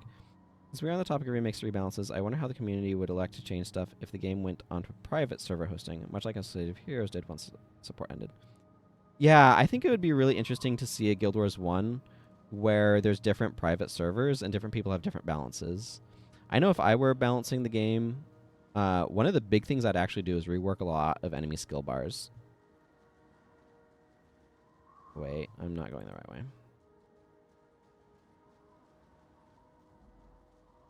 But yeah, I mean, it does create a bit of a different experience when things are changed. It's like with the Ship of Arcanian port of Ocarina of Time, where it's like a lot of stuff got changed with that. Or like they added a lot of quality of life stuff. And it does change the experience.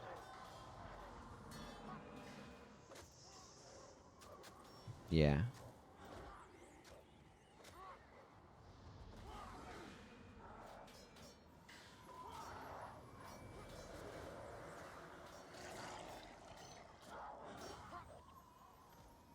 Having to use the UI to make my pet attack.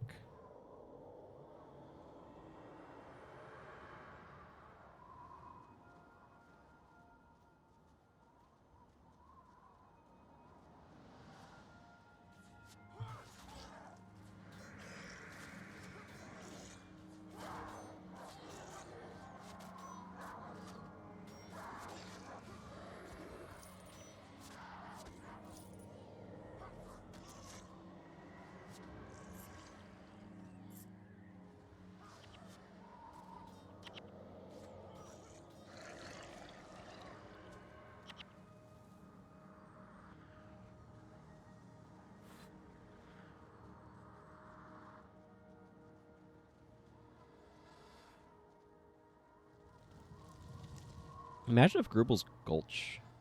No, not Grubel's Gulch. What's this interim outpost? Is it Grubel's Gulch?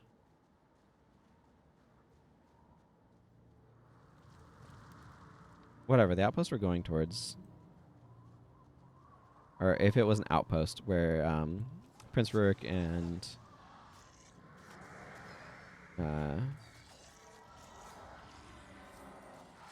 Dallas Ironhammer are right now.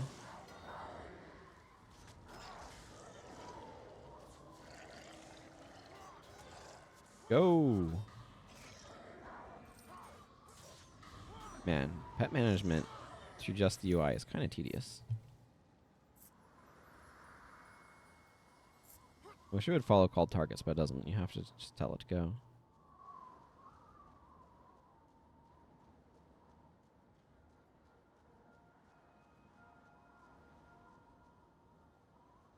No, it looks like the stream dropped at some point in there. That's unfortunate. Oh, it's trying to do it right now. Okay.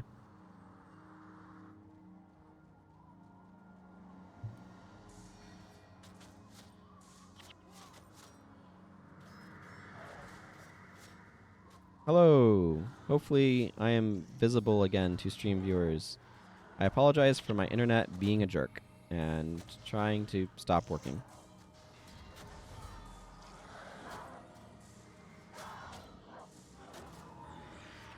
Hopefully we can narrow things down and get it fixed. At some point. Within, like, the next couple months. I'm trying to be optimistic. That stuff goes slower than I would like it to, sometimes. In part because we need to figure out where exactly the problem is.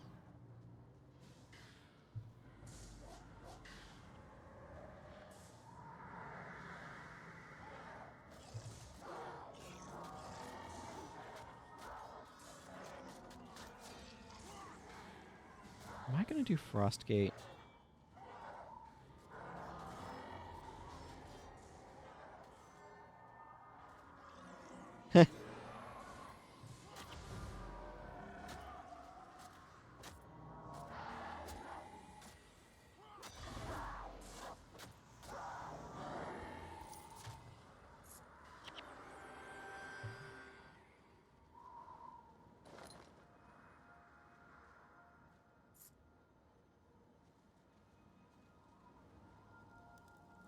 Two storm beacons left.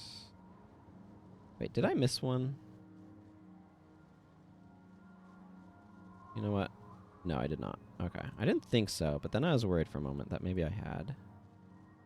More death magic. More soul reaping. I still have a spare point in blood magic for no good reason.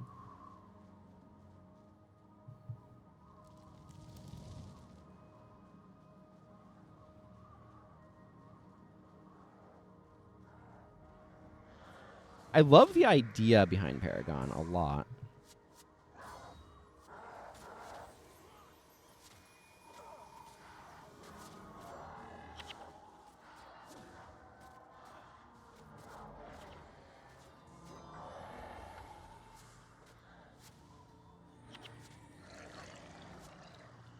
I'm not sure what my favorite profession is.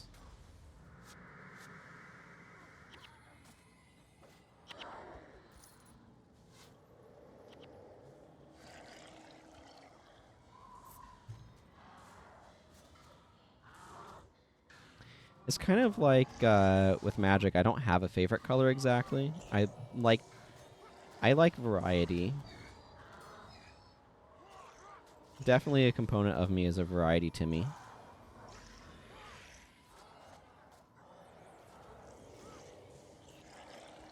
Which causes me a lot of challenges when playing Souls games because I like to have a bunch of different weapons and stuff upgraded so I can have different things that I'm doing, and then they don't want you to do that with in terms of upgrade materials. Like you kind of can, but you're having to invest a lot of resources. I have a lot of thoughts about that.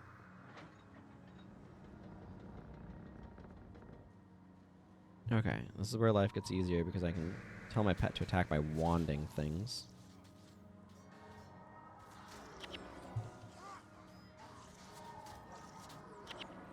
Okay, maybe just give up on that pursuit.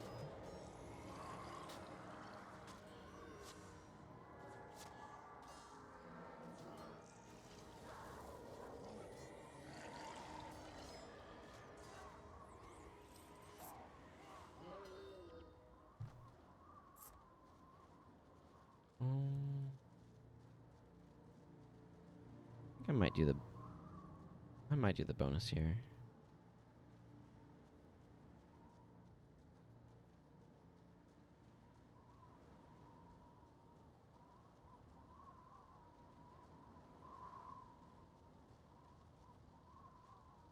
Yeah, it's not that's not the thing that really annoys me is the limited number of max upgrade materials. I have a lot of strong thoughts that I have written about and or talked about on my YouTube channel about Elden Ring upgrade materials. I think the Ashes of War system is really good. I really like that system. But the sheer number of levels of upgrade materials, and I don't think they give you enough 7 or 8 stones out in the world either. I have a lot of I think reinforcement is uninteresting mechanically. I think it was mechanically interesting in Dark Souls 1 and arguably Demon Souls, although I haven't actually played Demon Souls, where picking your upgrade paths or your ascension paths for your weapons was interesting and produced interesting outcomes. But I feel that starting with Dark Souls 2, where they moved to an infusion system and reinforcement system as being separate systems.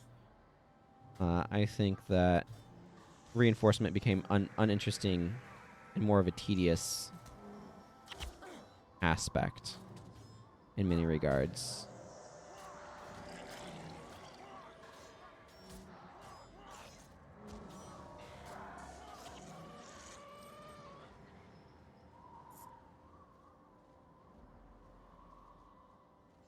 And I especially dislike the way Somber Stones and the different plants for Spirit Ashes work. I dislike the way that those... Croc's Hollow, that's what it is. Those materials have tiers. I would much prefer it to be like how Twinkling Titanite just uses increasing numbers of materials as you go up in reinforcement level if you're going to keep doing reinforcement. Because it creates these weird glut problems where you have too much of certain tiers and other things. I could continue elaborating if people want, but...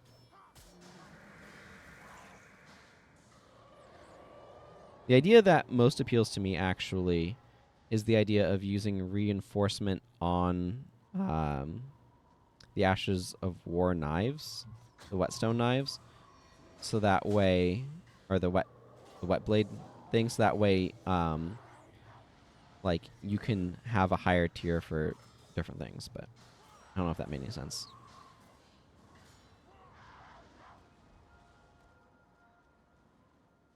But where, like, your iron wet blade would...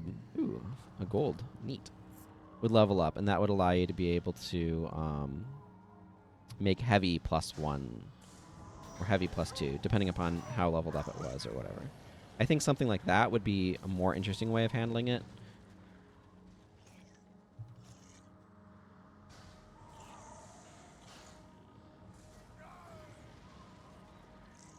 But I would need to actually, like, work through the exercise and, like, try that sort of thing out.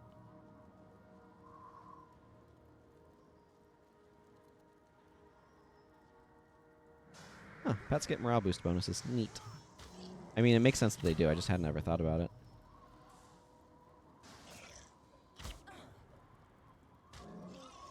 I am really looking forward to the Elden Ring DLC, though. It's coming out in, like, less than a month now.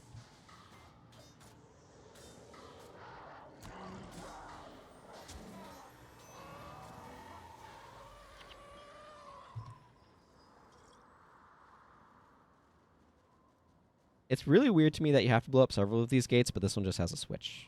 I said that the last time I was here, too, but it remains weird.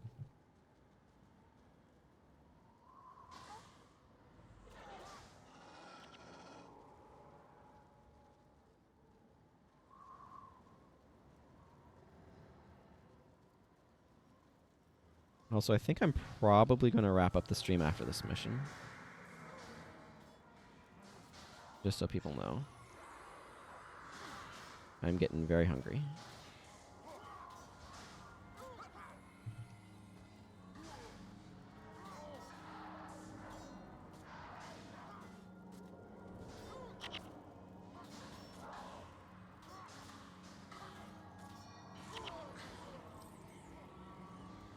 Pop that corpse, that way it can be eaten. I'm gonna go do the bonus, though.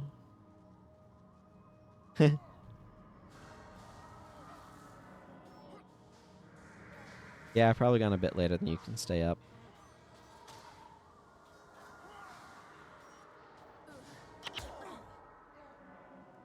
I was trying to cast my spells, though.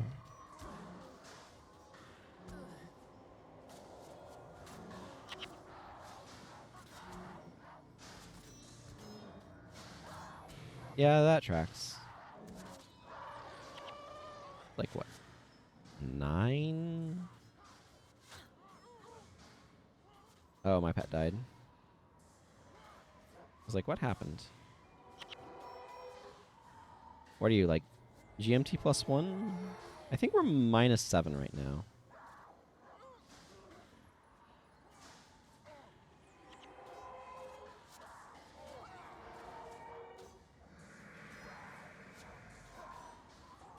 Why is my pet getting absolutely dumpstered? Yeah, okay, that makes sense. So yeah, that would be about 9 hours.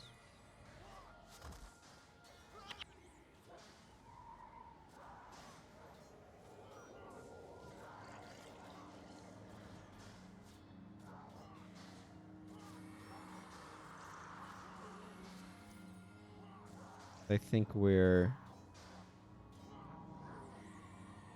GMT -7.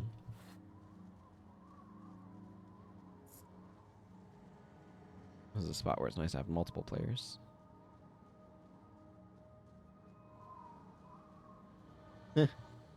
Yeah. The pet dying does not lose its morale boost, so that's also notable. Yeah, because 26% health versus 48 health. It's what? Currently 290 HP, 291. I don't know what 26% of that is.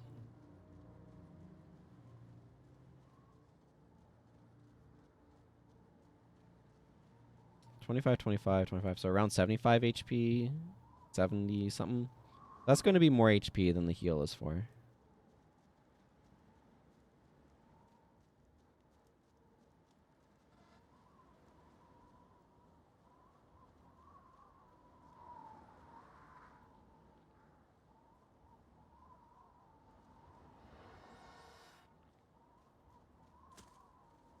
I don't know. That should hopefully work. I think I've tried to blow up this rock before and not had it work. Or maybe you do need to be blowing up the rock specifically. This is very fiddly in terms of the positions that work. I believe it was 48 from the heal. Yeah, 48 from the heal. Close enough.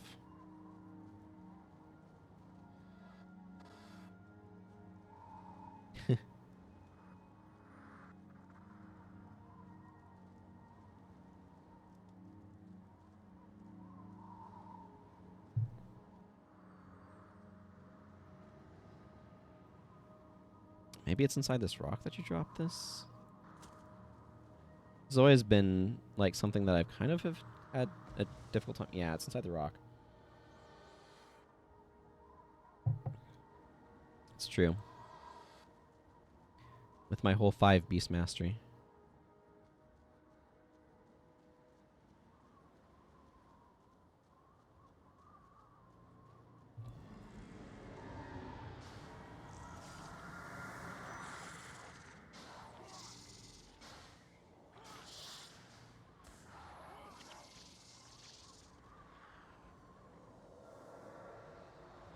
And there's a level 10 minion. Yeah, so it gets a lot more benefit out of superior runes and stuff.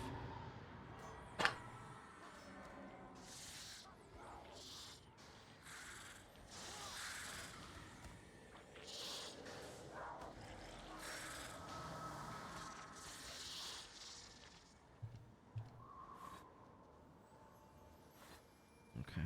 Making sure I wasn't missing any drops there. I spin the camera wildly.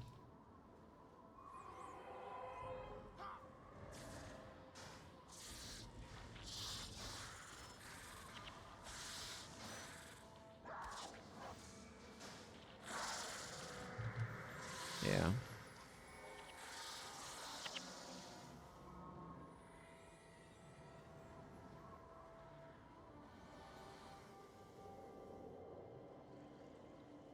Because 480 is normal HP for max level, or for level 20.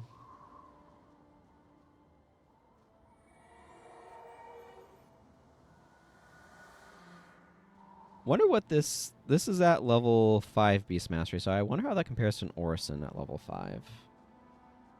Healing Prayers.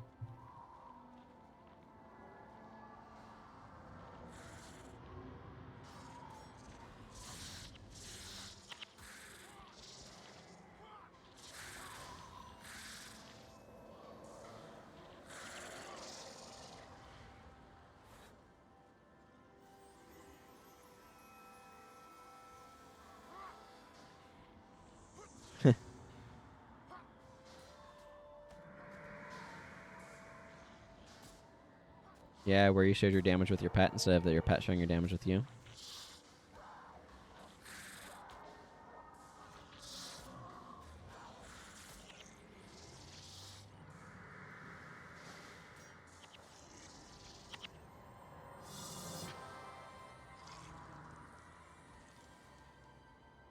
It would be.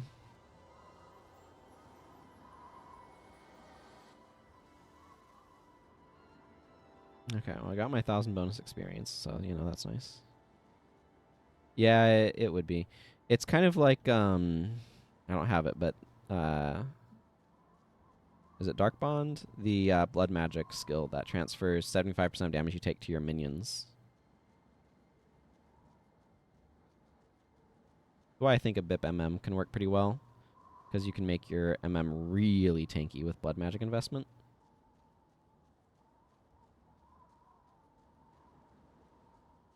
It's true.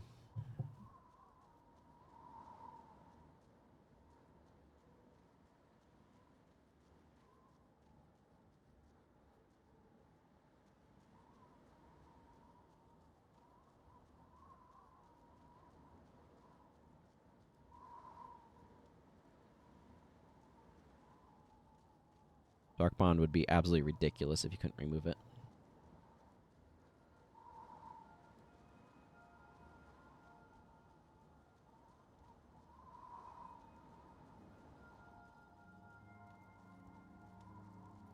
Okay. Wait, did I? No, it's still a little further this way. I'm not paying the closest of attention to the game because I'm also reading chat. Gate switch is over here. I felt like I was walking past it, and I was.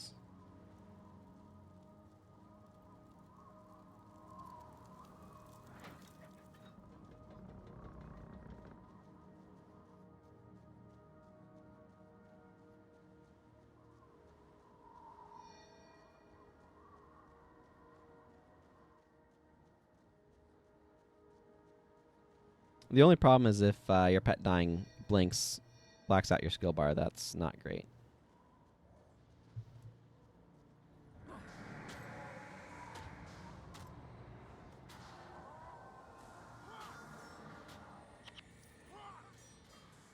Which that does not happen in pre-searing. Which is nice.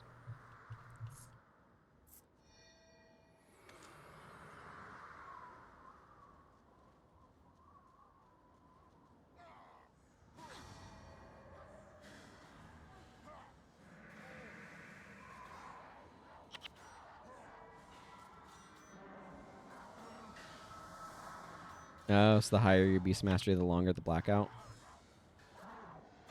Or the shorter the blackout, the higher the beast mastery. Inversely, in which way? Ooh, a rune. Heh. Yeah, not dying when that's going on.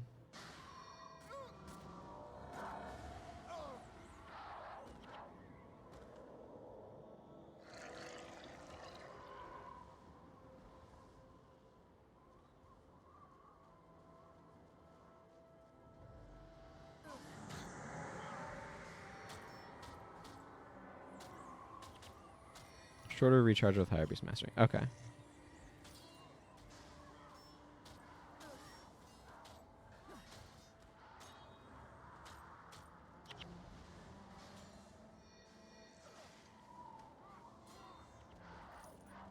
Trying to figure out what NRA is in this context because my brain immediately reads that as the National Rifle Association.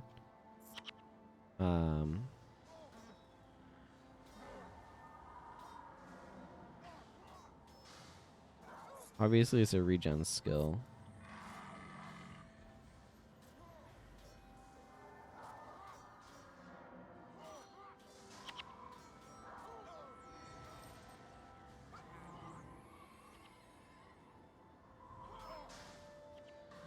Oh, Never Rampage Alone. Yeah. That Never Rampage Alone is great. I like that skill a lot.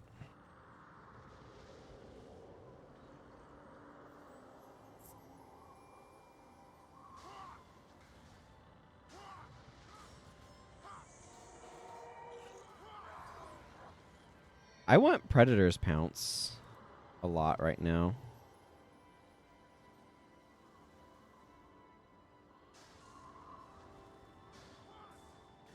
Because I like the heal. It's good damage, quick recharge, only 5 energy, and it heals your pet for a nice little bit. I like that one a lot.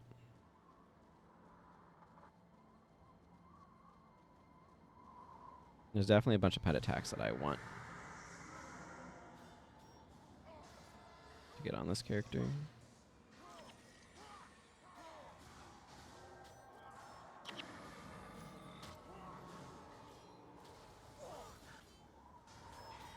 Did you eat the corpse before I was able to blow it up? Not that time you didn't.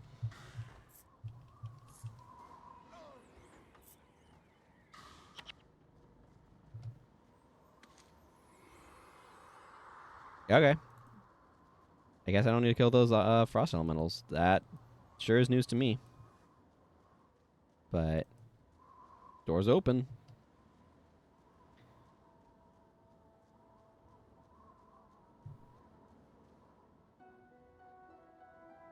Ah, my Good and excellent friends. Thank you, my good and excellent friend. This would be a nice little outpost have on the map. I don't know if you're doing things differently.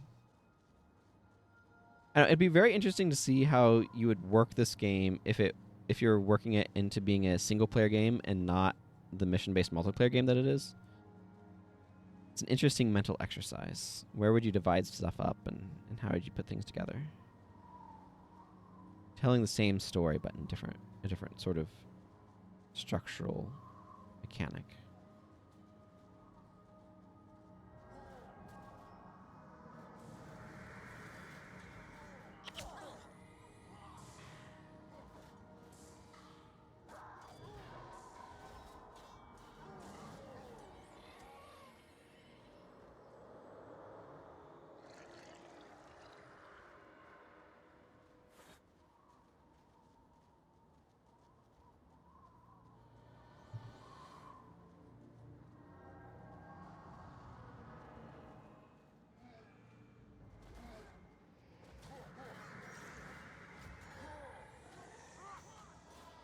I'm going to tell my pet to go and attack. They really make you carry torches in this one, don't they? This is a long one, too. How long have I been in this map? 28 minutes? It's like a 30-minute mission. Feels it, too. Feels really lengthy. This whole episode of a TV show in and of itself.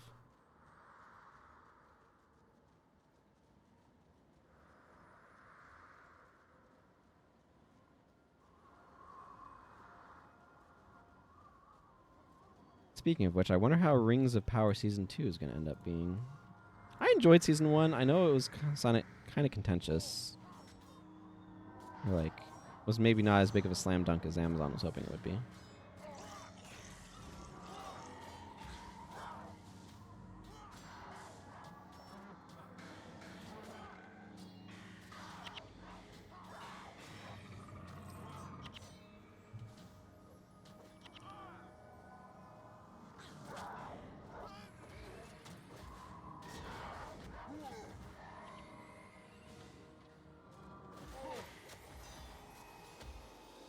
Oh my goodness. What are they hitting me with that is hurting so much?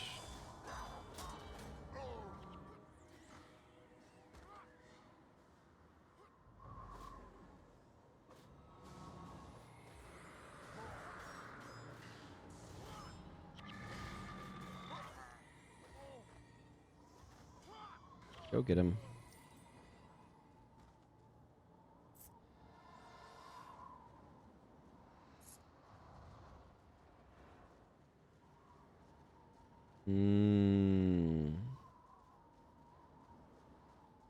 Yeah, that's nice to finally get your rain. My feeling is I want it to either be raining or not overcast. Please pick one. I don't mind some clouds in the sky. That can be really pretty, but pretty overcast right now.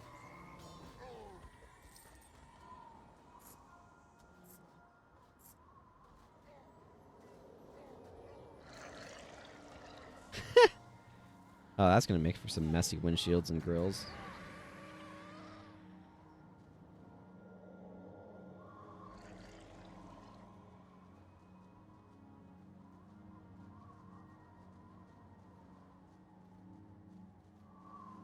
Bunch of cicadas all in the middle of traffic, getting smushed.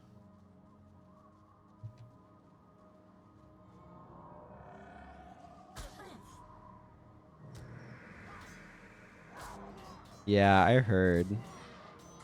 We don't really have cicadas out here. I heard it's been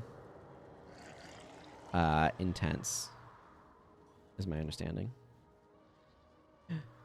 Those guys just killed a friggin' Beastmaster. Good job, Dwarven soldiers. You did something. I am proud of you. And grateful.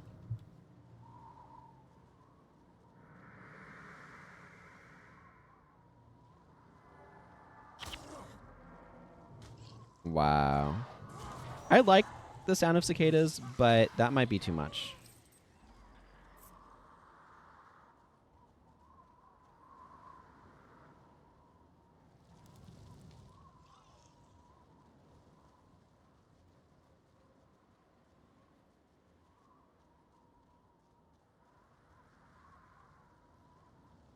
There we go. Got there.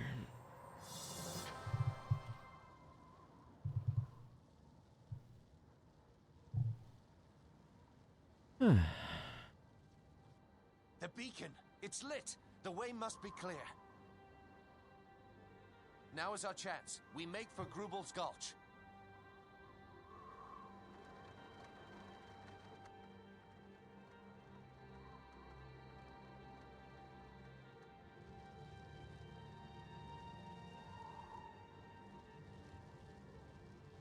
Yeah, that's a huge difference, salty grease, for sure.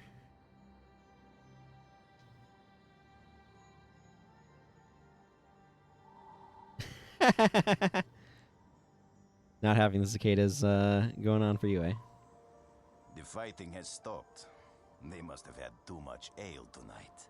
No, that was no brawl. I could swear I heard the shouts of men. What would men be doing on Shiverpeak? I do not know. These are strange days. Sir, the beacon has been lit. Impossible. The Stone Summit would never abandon their posts.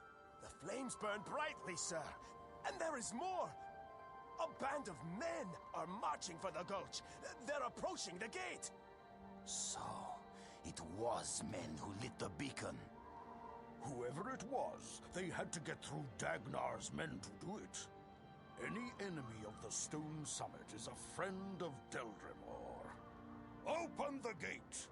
Captain, prepare quarters!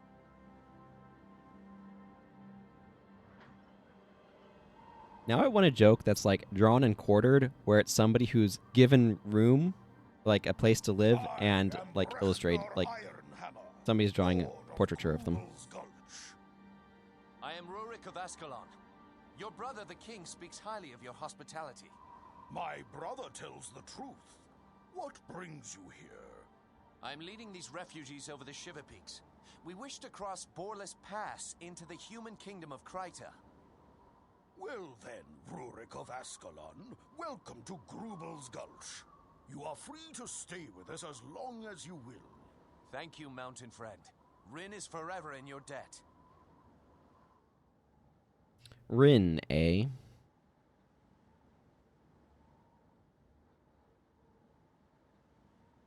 Odd line there. Seeing as he's fleeing Rin and been disowned by his father. Let's clear out my inventory a little bit. Ooh. 15 over 50. Heavy hammer here. That is good merchant fodder. I sure as the dickens am not going to be using it.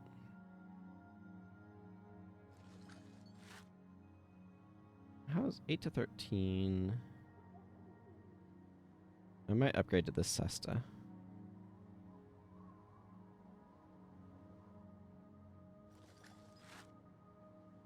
Oh, I got an insightful staff head, energy +2.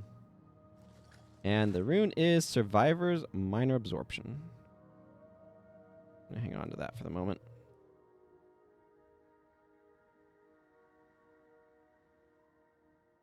Glancing through here, I have no reason to keep a non-max hammer.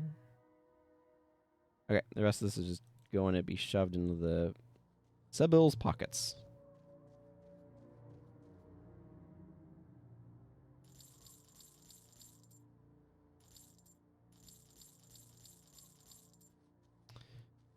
Alrighty then. Well, that is, I think, going to be wrapping things up for me for today, like I said. I'm going to go ahead and sell this to Sebille. Yes, I know. It's customized. And next time I stream, probably going to continue on this character. I do want to get her to LA, get her blood ritual. I might throw some stuff in my bank after I sign off. But this is where I'm going to go ahead and wrap up the stream today. So thank you all very much for watching. I've enjoyed chatting with y'all. It's been a good time. So until next time, everyone, take care and goodbye.